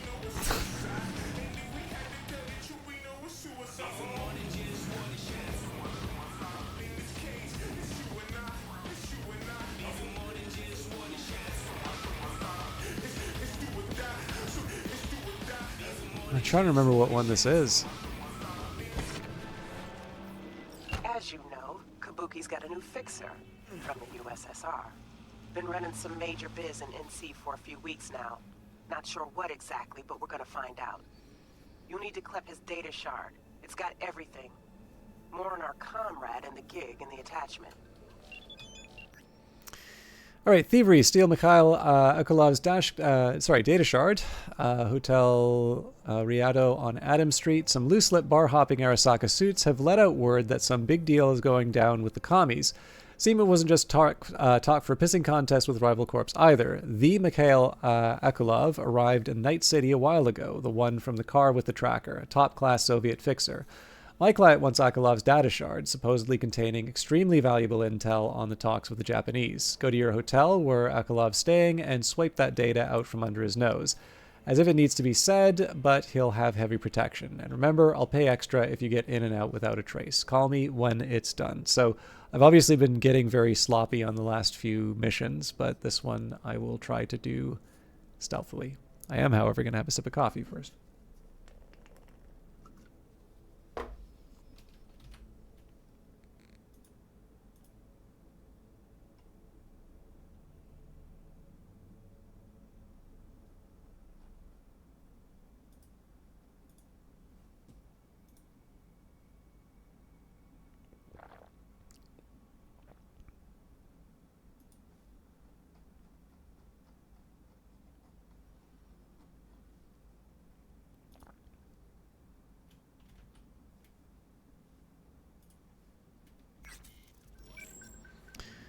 Okay.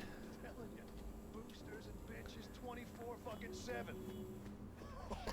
Joy toys fit yes. for royalty and a mountain of preem grade shit like their lives depend on it. So I believe if I just grab the token, yeah. I definitely remember that from the first time I did it.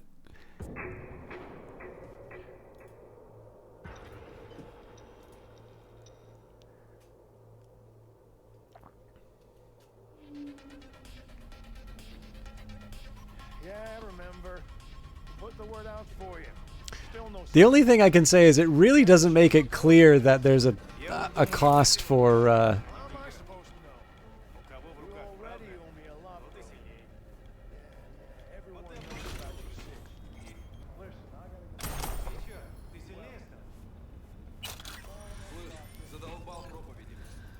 space rental terms. How can I help you today? The Union of Soviet Socialist Republics seeks a cooperation agreement with Hotel Rialto. We wish to rent a space where Comrade Mikhail Sergeyevich Akulov and his security detail can reside for 1 month. Our terms include an entire floor dedicated to Comrade Akulov, restricted access given only to Comrade Akulov's security detail. All surveillance camera on Comrade Akulov's floor must be deactivated. Our agents must be guaranteed full access to hotel security systems. With respect, Vasily Vasilyevich Brukhanov. Dear Comrade Brukhanov, it is an honor to have chosen Hotel Rialto. We'll be pleased to welcome a distinguished representative from the USSR. We truly appreciate your trust and hope that you will consider us for all future stays in Night City. We can certainly accommodate the terms of Comrade Akulov's stay with us. Best regards, Hotel Rialto Management. Stuff to sell? Dude, got another package to lose, some neo-kitsch tits and whatnot. It's pretty solid haul. You gonna send somebody? Not hitting the market myself with it. We should keep cool on it. Policewoman's patrolling the market now. If she spots anything from the hotel, you might have a prob. But it's all the same to me. You want to send someone, it's all you. You ain't afraid to be used. And you ain't afraid to be used in work email. As a chum of mine says, afraid to thieve, you shan't receive. So I don't give a fuck. It's hot. I want out, and I need the eddies.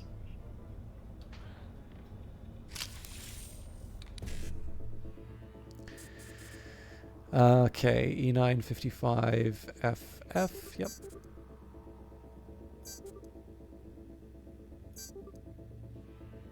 But I didn't see if I could get E9s out of that. Oh, but then I need the FF.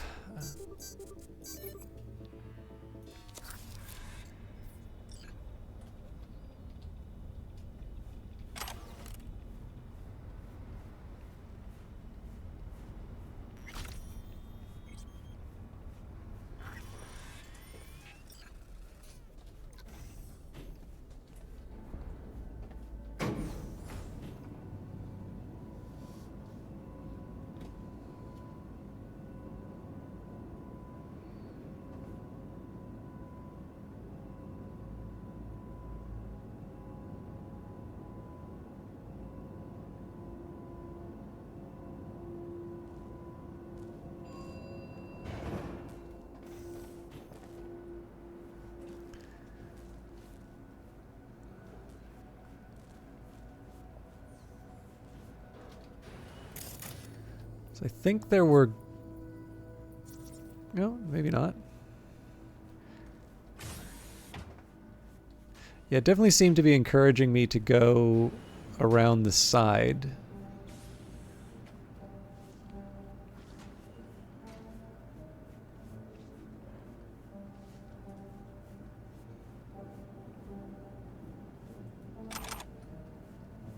I guess I see why now. The problem with this is I don't get to see what I'm getting myself into. Oh yes, I remember, I seem to recall there was actually a few people hanging around here right at the start.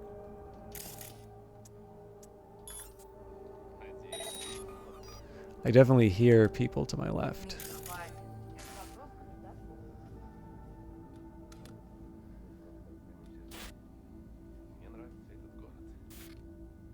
Okay.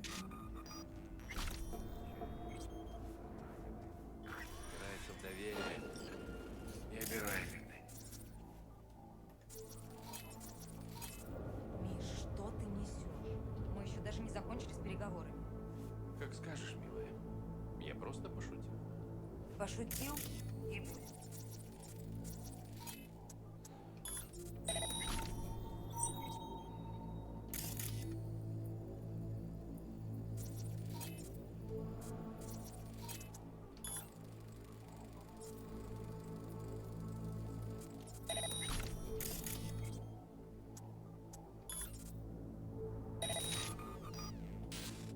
Yeah, so there's only 2 for me to work with.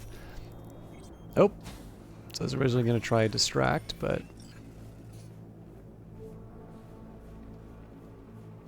you see nothing.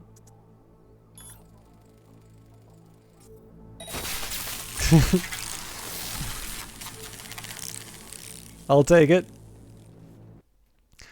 Nadezhda Tirina, I still feel terrible. Sleeping is difficult. I feel weak and anxious. I consulted the Ripper Doc specialist you recommended, and he told me my body is overloaded. He says if I do not find organic substitutes for some of my cyberware, I might suffer a heart attack. Xavier is anxious himself. He does not understand Soviet technology. You will see Sergei now. He will not whimper at the sight of bio readings a little above normal. Use your strength. Remember, you have been given permission to take full advantage. Enjoy it. Do not let nerves take control of you. Simply take stronger sleeping pills. One more thing. Watch out for Mikhail. His biomonitor signals that his cortisol is elevated. Sure. Thanks.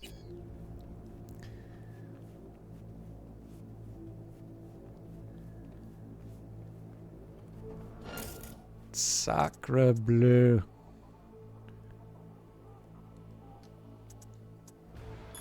Probably just gonna have to, yeah. Alright. Sorry, but I am gonna reload because I'd rather do it quietly.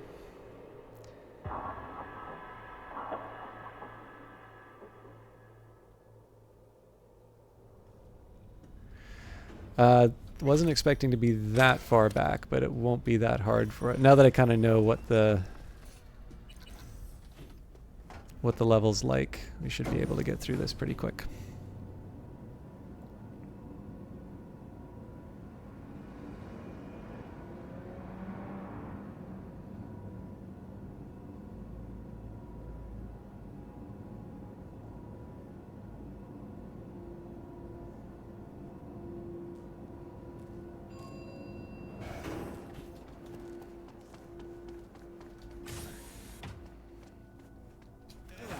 Night 97 and D-Pain, good to see you. Thank you for stopping by. It's a little quiet tonight, but always good to see you too.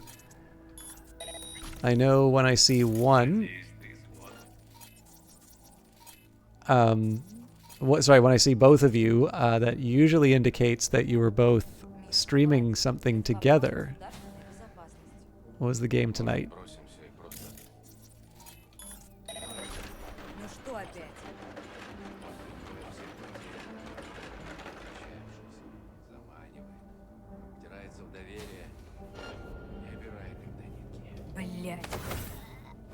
What?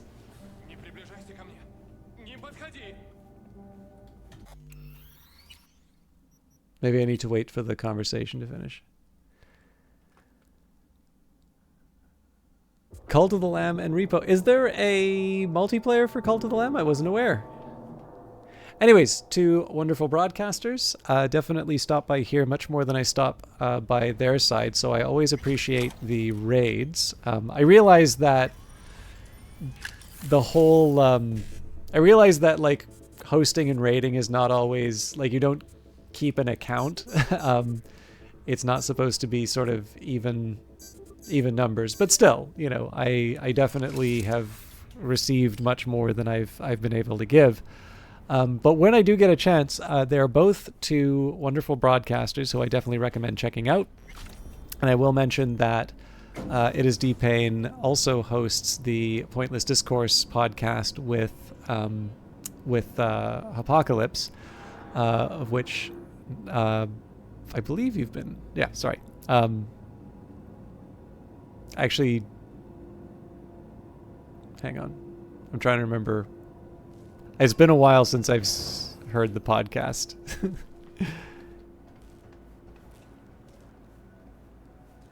Anyways, I have had the pleasure of joining and a lot of science fiction conversations.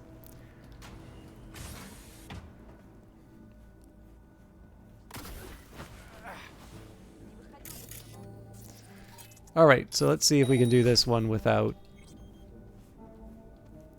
Надеюсь, ты сладкая.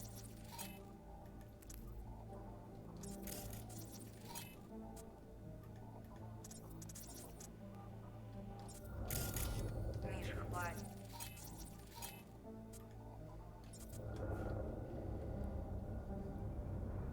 Может, бросим все? Very much so, especially with where I'm at right now. Он принимает всех потерянных, отвергнутых, отчаявшихся, заманивает, втирается в доверие и обирает их до нитки. Миш, что ты несешь? Мы еще даже не закончили с переговорами. Как скажешь, милая. Я просто пошутил. Пошутил и будет. So he'll eventually start walking away. Okay, so now is the time to.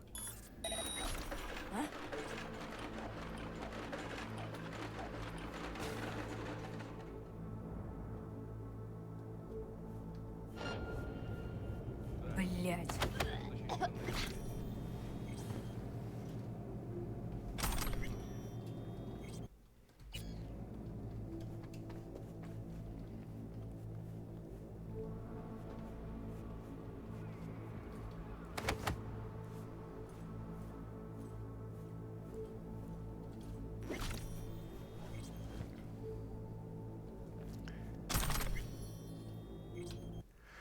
All right, archive conversation. Maxine Povetkin and Mikhail Akulov. Mikhail, you don't fuck around on these these solo trips into the city, do you? You go off your own and we get fucked. At least take Nadezhda with you and quit cutting comms. Seriously, it's unprofessional. We don't give a shit what you talk about. Remember Demir in Istanbul? Exactly. He shut down his comms and see how he ended up?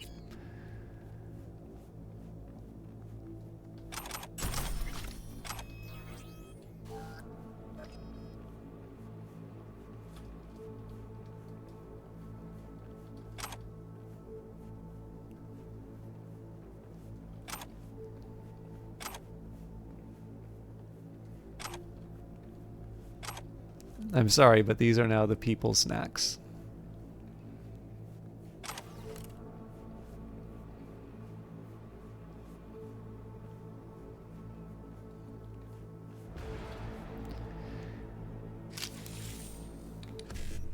I will also say I've not really seen Repo, but I know it has been one of those games that kind of seems to come out of nowhere and everybody's playing. So I am going to assume that it carries the Knight and D-Pain seal of approval. Sorry, I realize I'm not the best conversation partner right now.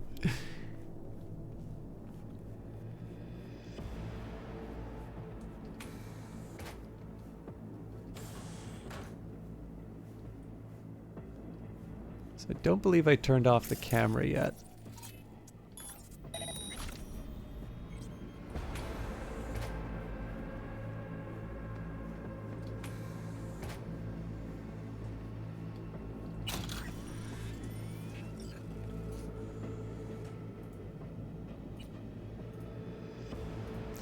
Stage of deliberations. Comrade, report your progress. Comrade General, deliberations continue smoothly, but I need more time to reach a compromise. It is possible we must make a new offer. Also, we must watch our neighbors to the south. They, too, are attempting to build rapport with the Japanese.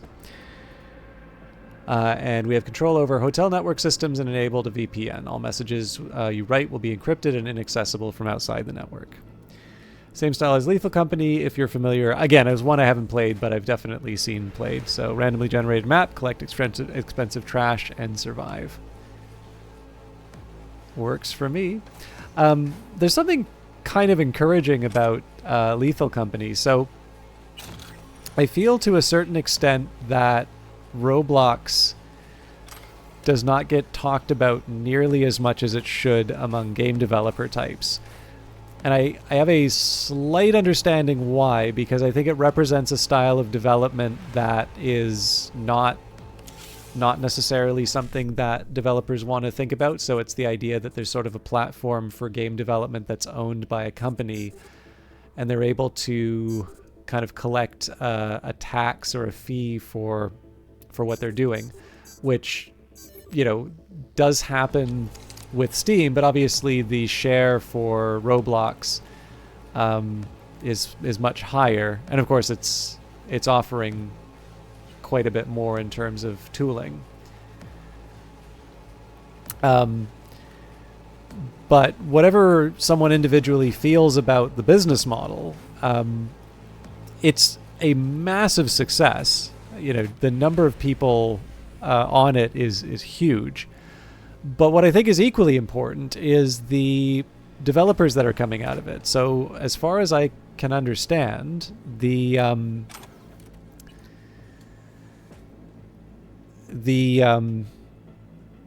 was I going to say? Oh, you know what? I probably could have went straight up into the penthouse. Anyways, doesn't matter.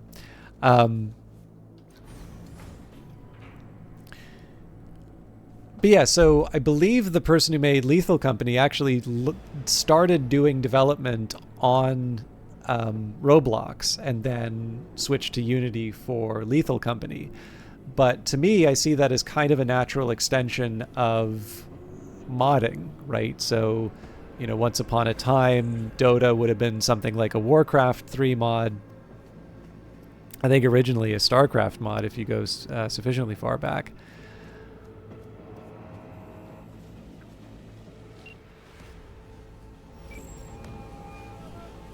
Shard is secured.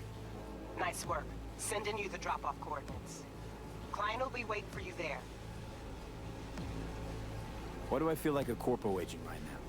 What's all this about? China. They're the client. China, huh? Thought you never liked swimming with the sharks. Everyone's got debts, V. You do what you gotta do. What kind of debt? Just something from my muckraking days. Needed help and fast, too. Help for what? I'm sorry, do you hear me poking around your personal biz, digging through your past? No, suppose not. Just teasing me. Sorta. If it's all the same to you, I'd rather just get this over with and move on. So you heading to the meet or what? I'm en route. Pete, wait. Yeah? When you get there, no questions. Makes them real cranky. Try my best. Anyway, yeah, so it's, I think kind of the word is out, and everybody sort of sees this as a potentially fruitful new way of working. So Fortnite has been adding the game developer features, but on top of that, you also have, like, so then there's Unreal Engine in Fortnite. And I think there's definitely some feeling that when Unreal Engine 6 comes around, it'll be very difficult to distinguish between the engine and the game.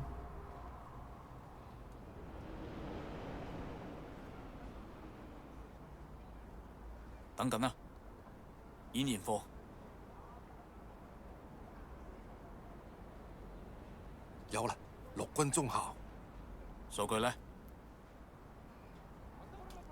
俄式套層加密，要攞翻去先可以解碼。明啦，你可以走啦。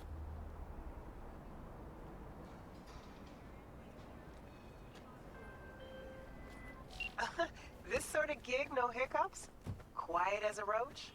Color me impressed. Contract closed, and thanks.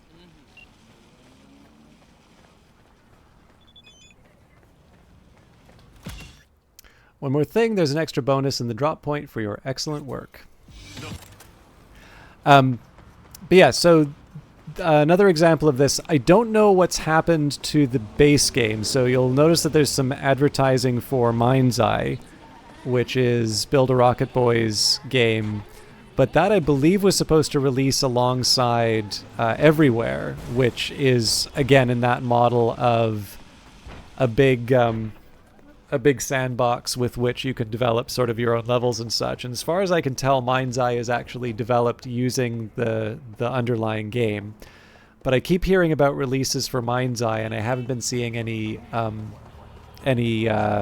releases for the tool. So it's possible that they're doing more.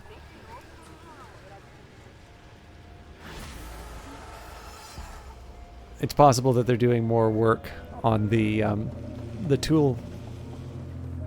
But of course, the big question for us, especially given how, controversial the Epic Game Store was, is that there's a certain style of gamer which has decided, hey, objective achieved. I don't have any more contracts for you, V, at least for now. Watson is better off thanks to all your work. If I may suggest something, take a break from the city for a while. Burnout can affect even the strongest individuals, so a bit of R&R would do you a world of good. I mean it. There's a little gift waiting for you in your stash to help you along the way. So long, V. All right, so that was the one thing I was hoping to get done. That was the thing I was hoping to get done for tonight. But yeah, so in terms of revealed preferences, right? There's a bunch of people who have decided, they don't want to play games on Roblox, even if they're very good games. And in fact, for one reason or another, they also dislike the idea of the Epic Game Store and the idea of platform exclusives. But it's fair to say that if some of these Fortnite editions, or Unreal Engine and Fortnite, or whatever form sort of Epic's visions for the metaverse, I guess this would fall under, if those lead to a point where there's a certain critical mass of players, it's kind of a moot point, right? Like, people can dislike the idea of Maniac.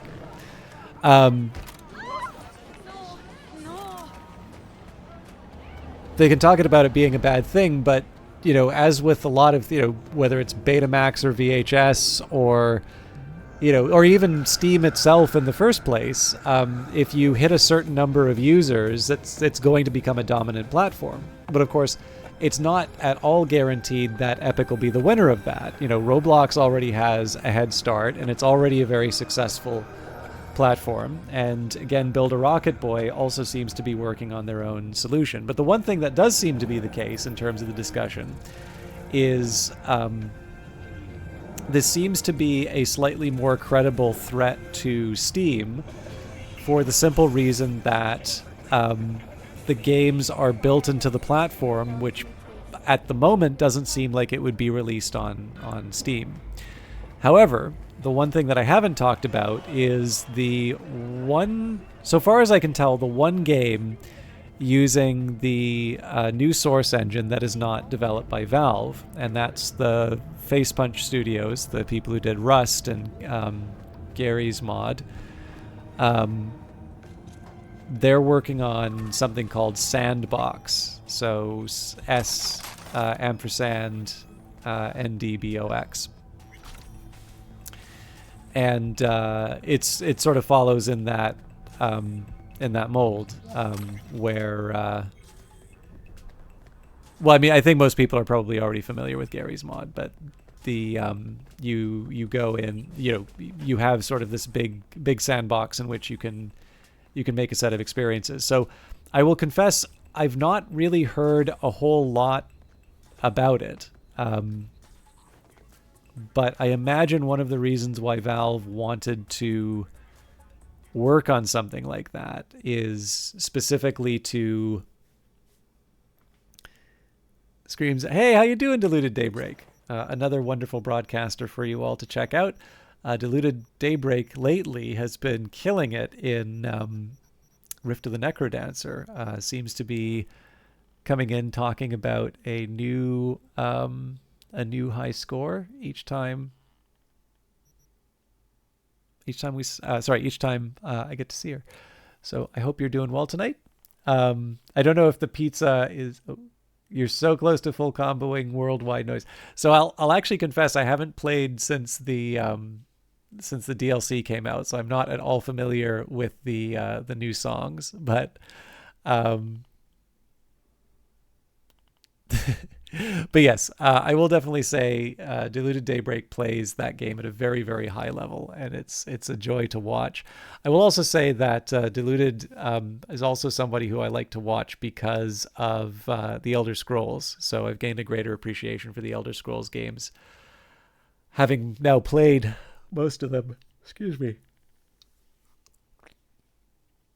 I have to waddle out. I hope you have to wake up early. It's pretty late here. Enjoy the Cyberpunks. Have a good night. Thank you, it was D-Pain. I know I was ranting a bit about Roblox, but all of that was intended to sort of follow up on your repo comments. But have a great night. Thank you very much for the raid again, and everybody who stuck around after D-Pain's raid.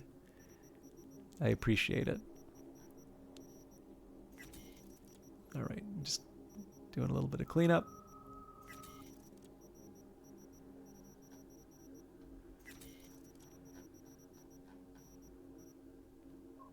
I'll maybe worry about the duplicates later on.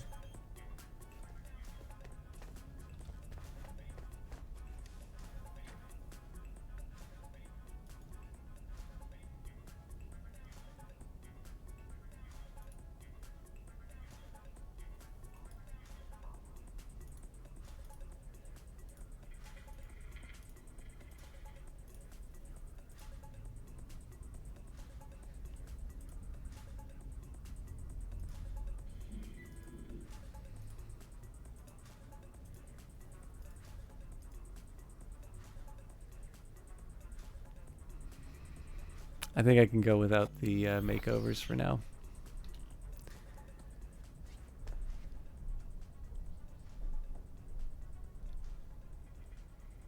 Hi.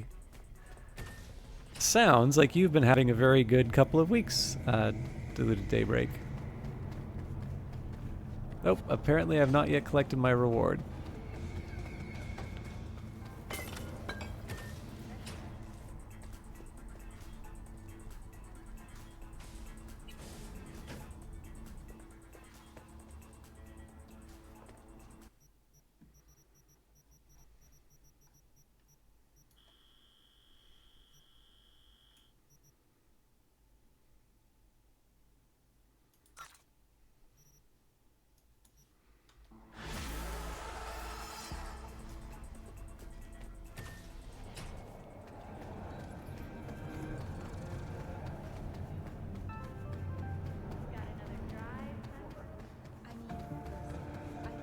Okay, so like I said, one of the big things that I was looking to do was get the Regina Jones missions done. So I still have I was actually debating on possibly an early end, but obviously a few of you came in on a raid, so I don't want to disrespect that and say, all right, thanks everybody, we're finishing early tonight. So I'll spend a little bit of time, but I am inclined to maybe move on to, say, maybe Wakako's missions. I kind of like to do the, I kind of like to get the fixer stuff done before I start working on main quests. Although even then, there's a couple of side quests to do that aren't on the main story yet.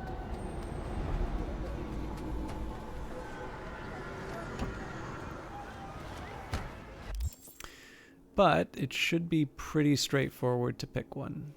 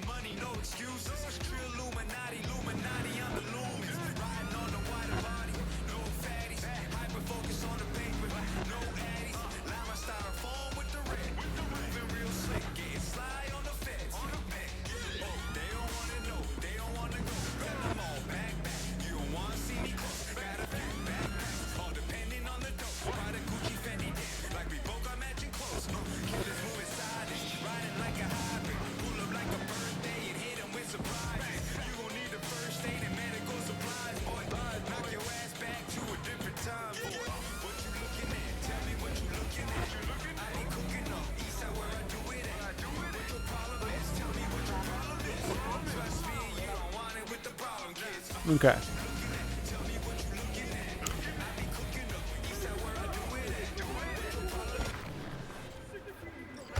Child, I have a grave task for you. The literal kind. The Netrunner is still alive, but what happens to her is either a matter of time or your discretion. Bugbear is trapped in the net. If she jacks out, the Tiger Claws stand ready, waiting like vultures to tear her to shreds. And if she doesn't, her synapses will fry soon enough anyway. I am counting on you, V. See the details attached. That sounds like a fairly relaxed way to finish the semester, Diluted Daybreak. Or are they particularly challenging lectures? I remember when I was in university, I was never assigned it, but I remember I really liked going to see the visiting lectures, and that was just largely because I felt like I was getting a better understanding in terms of it was not a bad gauge of my progress, because I remember the first time I watched one of them, I was utterly confused, but over the course of my degree, I started getting, it's not just the specialized terminology, but I was really starting to understand how they were specifically making the point that they were, or there's obviously a paper that they're presenting, but I was really able to start discerning between the presentations that were convincing me that they had delivered on the thing that they were looking for. And I will definitely say there were some where I was not convinced. Now, that may be a shortcoming of me, where I just didn't appreciate what they were doing. But I think there's some value in that experience as well, because, for some people there is like proof by intimidation or proof by reputation. And I think I've definitely seen some students try to challenge or sort of show off their smarts in a seminar, and they wind up looking rather foolish, or they wind up like it's very clear to me that they don't quite follow what's going on. But I've also been pretty happy where when I ask something that does sort of betray that I'm not immediately familiar with the subject, I have found that there are some people who are comfortable enough in their position to be able to just straightforwardly answer the question and not treat it like it's an interruption, or, that I somehow made some faux pas for asking. And with that, I mean, there is a certain level of discernment on my own part for this. Like, I try where I can not to ask, I try not to ask like questions that divert people. But what I'll do if I feel that it's sort of on the margin of being, a potentially derailing or a too basic question, I'll maybe frame it along the lines of, maybe can I just clarify what you mean by, such and such? Do you mean, this thing here? And what's nice about that is that if it's correct, it's an easy, yes, that's what that is. And if it's not, it's like, no, I mean, and simple sentence, and then you go on. And obviously you wait for a sufficient pause on that sort of thing. But I don't know. I think there's a bit of an art to asking questions as there are answering them. But yeah, it was kind of a neat gauge, because I found like there was a certain point where I felt utterly lost and that I couldn't ask a question. And by the end, I was definitely feeling like I think I understand what the good presentations are and the not so good presentations are. I feel like I wouldn't necessarily be able to replicate what some of these people are doing, but I feel that I have a pretty good grasp of what they're trying to do and whether or not they've delivered the goods. And that, I'd maybe just spend some time like really digging into the paper to see what's going on. But it's something, in theory, there are like a couple of universities here. I don't think they're quite like the one I was in before, but I don't know if they'd tolerate people just kind of coming in for a lecture for any old reason. But I kind of like it because it's just nice to hear about what's going on, right? Anyways, they're pretty casual. It's mostly talks where the professors give informal talks about what they're excited about. No, those are good ones. Like, this is true in my workplace as well. I always kind of feel like if you were to make if you were to do like a tabletop RPG, I don't think you could really put this in a video game, but in a tabletop RPG, I've always sort of imagined that fixers essentially have this quality. But one of the things I've really liked about the place I work is that there are a couple of meetings that people didn't necessarily want to go to, or even sometimes projects that people had sort of at the bottom of their to-do lists. But one thing that I observed about them was that they were very good sort of summary or overview projects. And then the meetings that I were going to, they're sort of like first thing in the morning, and they're just kind of, hey, here's what we're working on kind of stuff. And so, it's not like, the thing is that if you've got a busy day and you have a really clear set of things that you want to do in the, in the course of the day, then things that are not aligned with that are interruptions. But especially for somebody like me who's new to the organization, what I found was that taking on those projects, number one, people weren't territorial about them. If anything, they were trying to get them off their plate.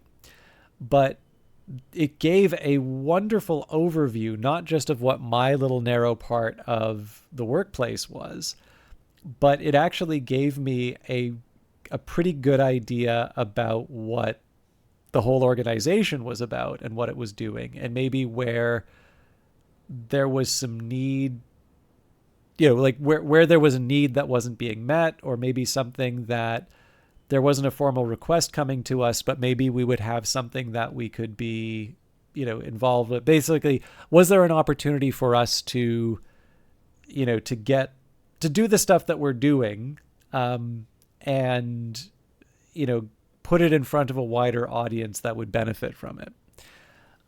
So long story short, it just wound up being pretty good for getting in touch with other people who I wouldn't normally interact with as part of my day-to-day duties. And I think, those informal talks, like sometimes just finding out so-and-so is interested in this thing, those can sometimes turn into wonderful collaborations. It's one of the things where I guess there was a bunch of talk about GDC, and GDC is very expensive, and obviously flights and hotels and things like that are also expensive. And during COVID, there were a bunch of virtual events, and everybody sort of started saying, we should always do virtual events because it's more egalitarian. And then I think there were a few sort of physical security concerns that were rolled into that. And I don't want to undermine those. Like, if people should feel safe with what they're doing, right? But I think it's kind of this pushback against return to office and things like that. And I think one of the big problems is what Diluted is describing, the idea of just being able, obviously there's the assignment part, but the thing I've always liked about being able to have those meetings and presentations is, even with the benefit of, virtual talks and, Zoom or Teams or any of these other things, being able to just have a chat, hear what people are excited about, you have no idea where your next collaboration comes from. And I've always found that those, I run into someone in the halls, at work, or I go to one of those meetings that, maybe I don't know if there's going to be, I don't know if I'm going to be happy that I went, right? You know, I didn't get to sleep in and I didn't learn anything that I didn't already know. But I cannot tell you the number of times where, you know, the meeting finishes and I'm, you know, on my way out and somebody asks me a question about what I'm doing, especially now because, you know, I've been at the place for about a year. And so I do have a little bit of a reputation in terms of some of the work that I do. You know, somebody asks about what's going on, or I maybe get to ask them something. And inevitably, there's something useful that I take and you know, move ahead with over the course of the next month. And so that's, you know, one of the reasons why I think that there is a benefit to doing sort of virtual conferences or you know, other events like that. But I really do wonder why people are so insistent about getting rid of the conferences, just simply because I've actually attended more virtual conferences than I have physical ones. And I have actually found that the physical ones have been much more effective in being able to break the ice with people who I haven't encountered before. And these will sometimes be like quote unquote names. Obviously, you know, it depends on what area you're working in. You know, like, I don't know if there are really any famous, I don't know, USB menu. Like, I'm sure there is someone who is like the best in the world at designing, you know, USB drives, right? That just, it's a thing we need. It's produced. You want to try and, you know, get as much memory as you can at the lowest cost and the most compact, you know, most compact device. If you get that done, you know, if you do that well, you make more money than your competitors. You know, as is the nature of most things, there's someone in the world who is the best at doing that. And I don't know if any of us are going to know that person's name. But, you know, if you go to some kind of trade show or if you go to some kind of specialist conference, that may be the person who you really, really need to talk to. And I found, at least on the gaming side of things, when I have physically been in the environment, even though I'm not really connected, I've been able to talk with people who would be recognizable names. And they've actually been very, very pleasant, right? I've the thing that I find so amusing in terms of gaming is that the people who are not significant are the ones who have been the biggest loudmouths and unpleasant to be around, which is kind of nice, to be honest. Whereas in the virtual conferences, I have actually found it almost impossible to talk to people. And it may be that I'm just unfamiliar with that format, but I do sometimes wonder if the push towards these virtual conferences, because I always tend to see them from quote unquote influencers, if this is just sort of, you know, my costs go down and I'm able to get the connections that I need out of these. So screw you all if if it doesn't work for you. I'm hoping it's not that cynical, but you never know. Anyways, sorry, that was a big long rant off of the fact that you get to see the informal talks. That does sound really cool, though. It's mostly just because that was something I really liked about school myself. But I hope they go well for you. And do you get a bit of a break after that, or do you plow straight into like more work over the summer?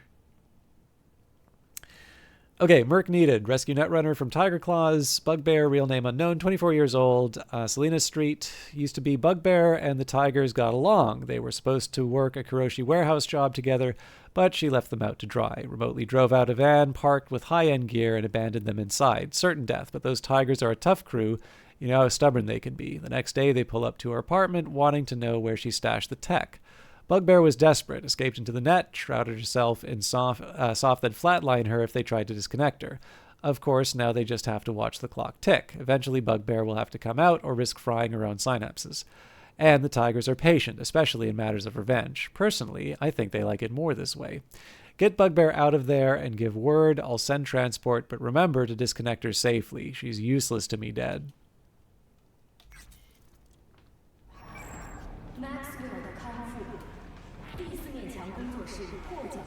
So I think there's a couple people outside on this one.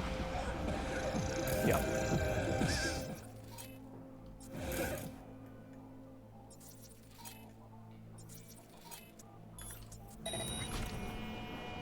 What?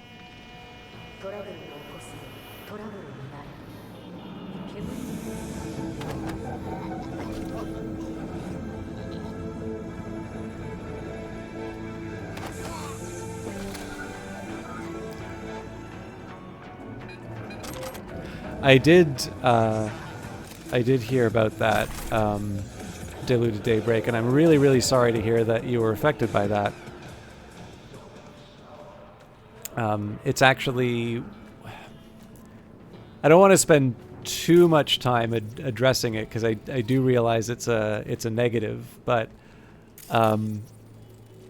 one of the descriptions I've heard of that decision that really stuck with me is those kinds of cuts are almost the things that you would see like a conquering nation impose on a defeated nation to make sure that they didn't sort of rise up and and become a problem.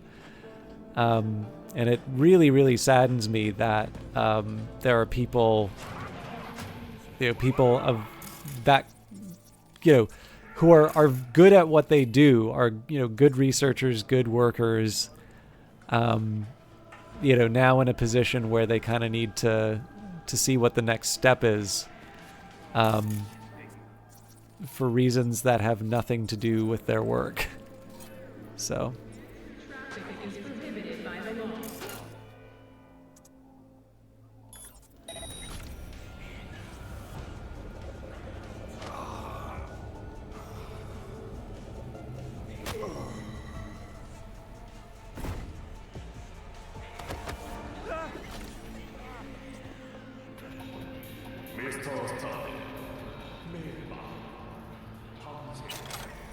That's good to hear. Dude, I'm glad that they're sort of acknowledging the situation, and I completely missed this guy. I'm glad that they're kind of acknowledging the situation and putting you in a position where you can sort of bounce back.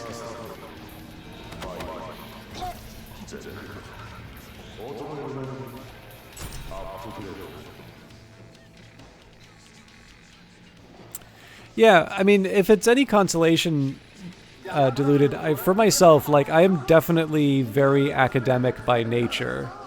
And I think if I had a slightly better understanding of what my options were at the time, I would have stayed in academia. I probably would have pursued a PhD. But I ran out of money, and I wasn't really clear at what kind of funding options I would have pursuing a PhD. And so it's not just that, but I had basically a choice between a government position, which isn't necessarily a bad thing, especially in Canada, but it's not the sort of position you go into to get rich.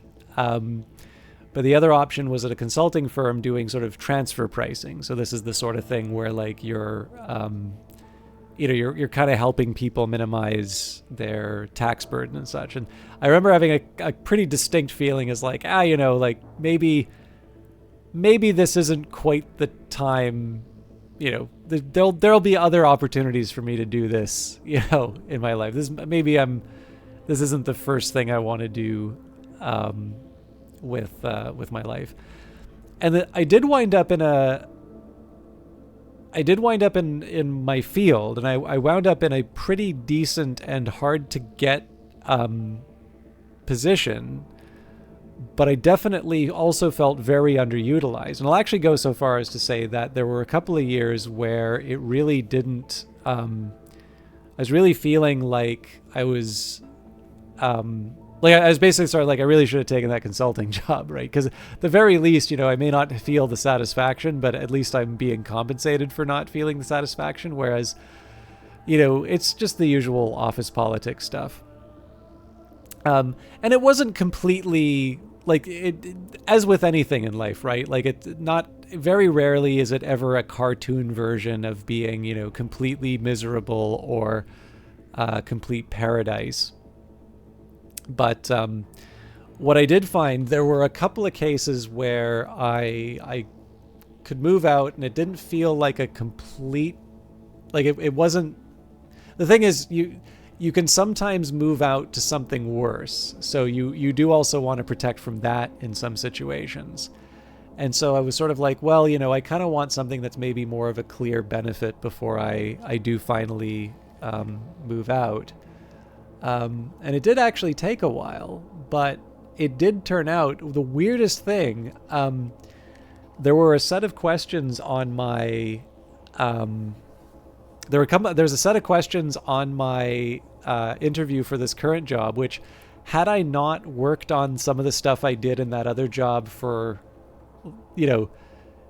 I guess the year before, I probably never would have answered. Like they're not things that you normally know. So, it's just one of those ones where it's like, I also can't necessarily say I knew where or what the most important experience was in terms of my overall career curve. The one thing I can say, though, is I really love the place I'm at right now. So you're going to lurk. The exhaustion of the past week is finally starting to hit you, and your body feels absolutely done. So apologies if I don't answer. No problem. I'm just probably doing a very poor job of empathizing with your situation, but I definitely can appreciate the situation, and I do hope... first of all, I hope your time in the private sector helps, because I do actually...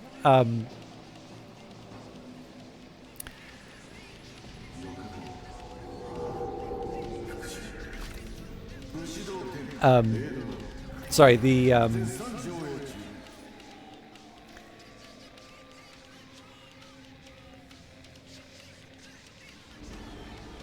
there's a couple of podcasts that I listen to. So I've been listening to the Recorded Future podcasts a bit lately because I'm such a cool guy. And they actually have a few people who kind of go from government into private a few times, and they turn out. Underwater Monk, I'm sorry to make this sound more mysterious than it has to, but I actually had to sign an NDA for that interview. And I don't know if those questions were part of it, but just on the odd chance that I'm misinterpreting, I'll answer more vaguely than I think is necessary, or, I kind of appreciate the frustration on it. But the best that I can sort of say is that because I was working primarily with price indices, like there's almost a price index for just about everything. So in this case here, it just happened to be that it was a set of questions that were exactly related to the index that I was working on. So it's just like one of those 1 in a million sort of... Like, so I'll give you an example. This isn't necessarily the one that I was working on. So like there's the Industrial Producer Price Index, right? So that one is from the perspective of the people who are like making goods and services. Let runners stick together.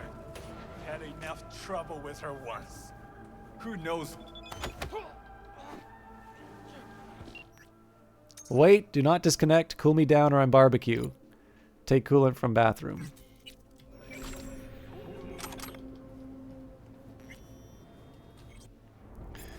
How's it going? You jack her out? Gonna need more time, boss. If we can force disconnect, but then she won't tell us a thing. Gotta find someone who knows how Bugbear works, who knows her. We got any runners who had contact with her? I better just call you.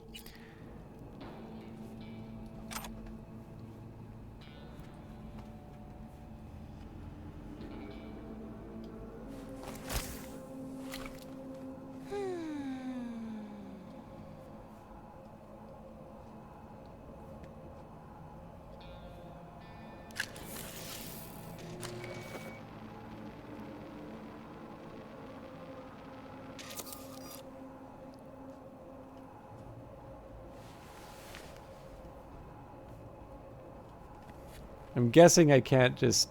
Oh, maybe I can.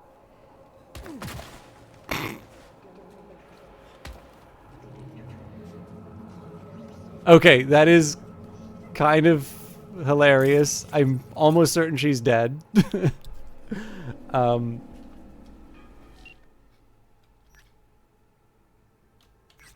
am going to reload that.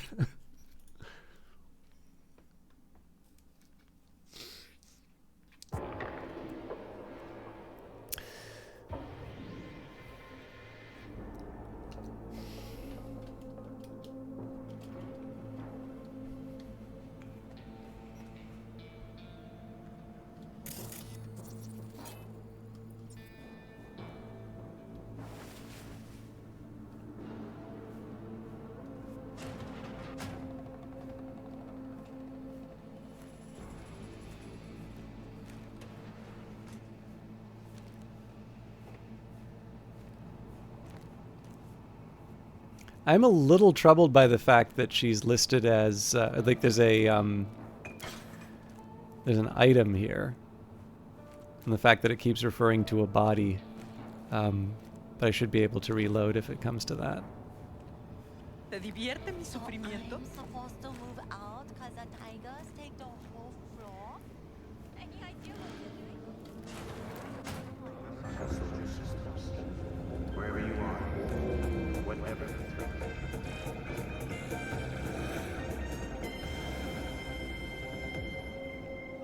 In a city tingling with desire, Watson.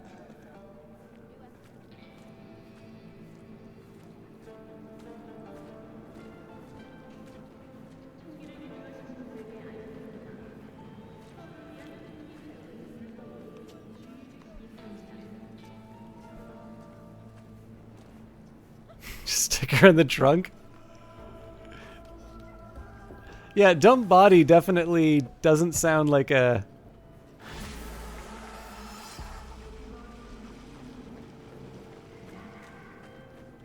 Well done, my dear.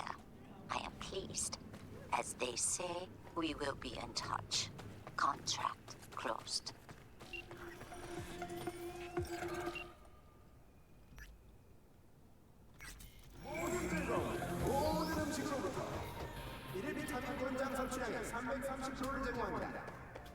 I still don't 100% feel good about that, how that ended, but...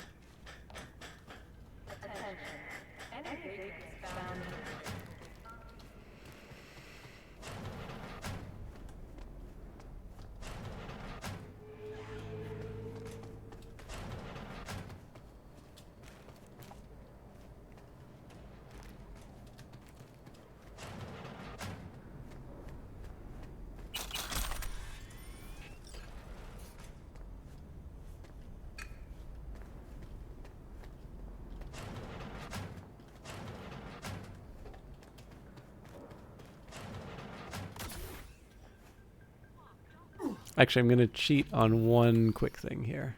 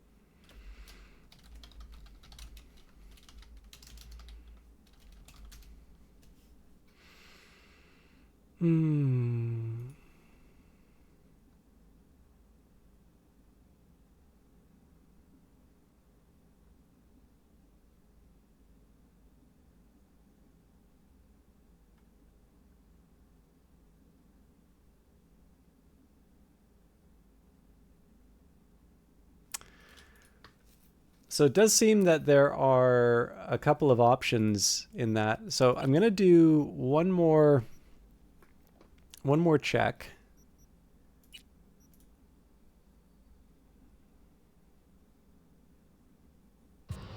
It shouldn't take me that long to get this last bit.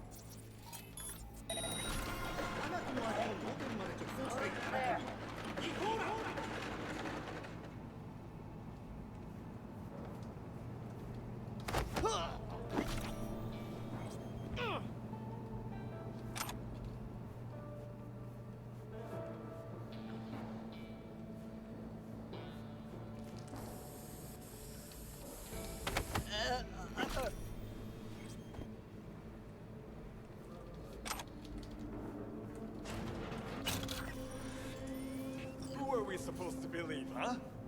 Net runners stick together. Oh, ow.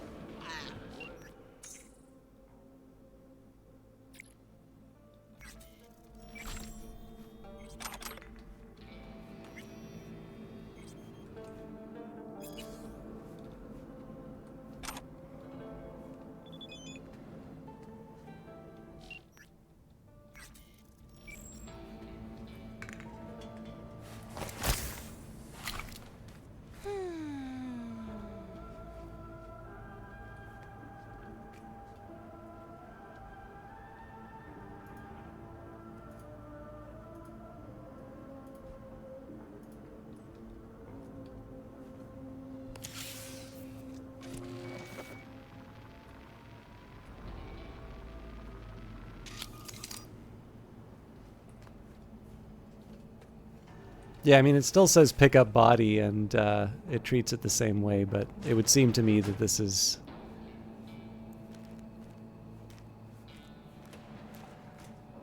I guess the one difference is that I don't see an item...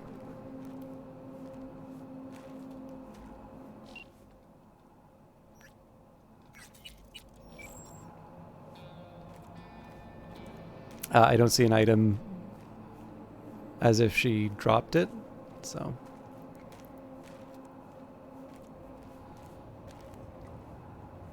I'll run with that, what I got here. So I'm supposed to move out because the tigers take over.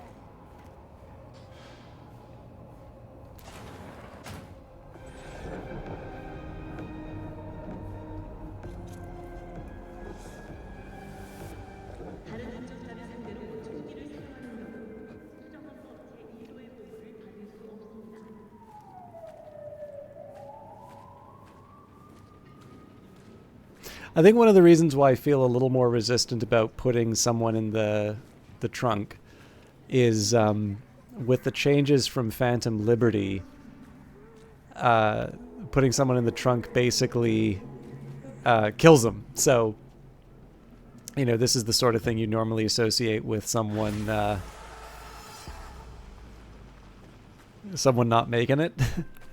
But I imagine this is just... Well done, my dear. I am pleased. As they say, we will be in touch. Contract closed. I kind of imagine this is a case of the game just being economical in terms of the actions that you can take. Either way, I'm debating, I think this may not actually be a bad place to wrap up, because if I'm guessing, I think most people are kind of in a little bit of a lurk mode. I realize I didn't get to talk as much about sort of Cyberpunk in general. Actually, let me just see. How many Wakako missions do I have left?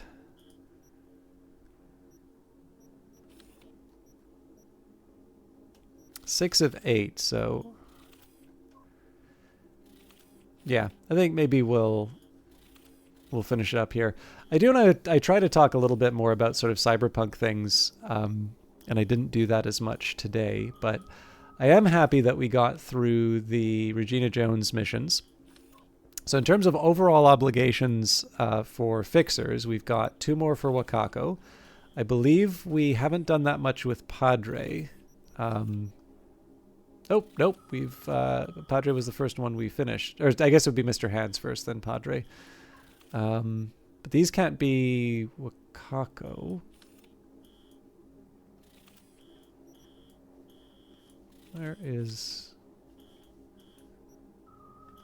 Mumar?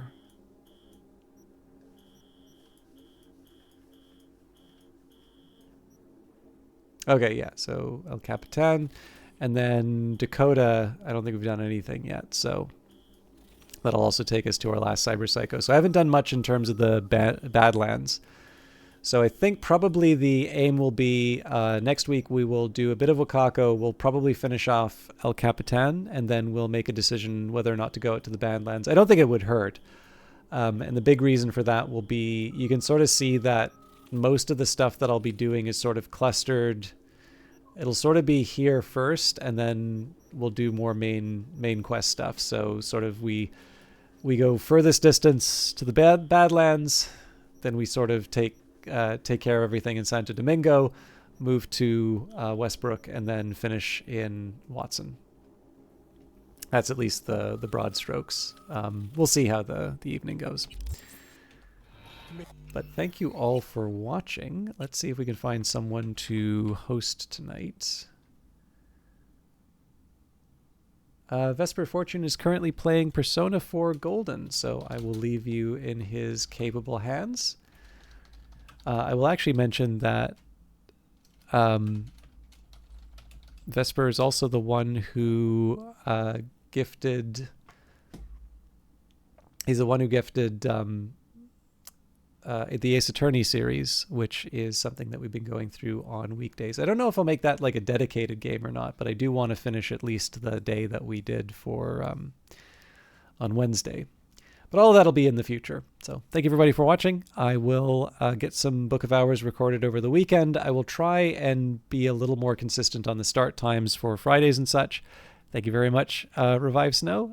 For those of you who do not know Revive Snow, please check out their wonderful channel. But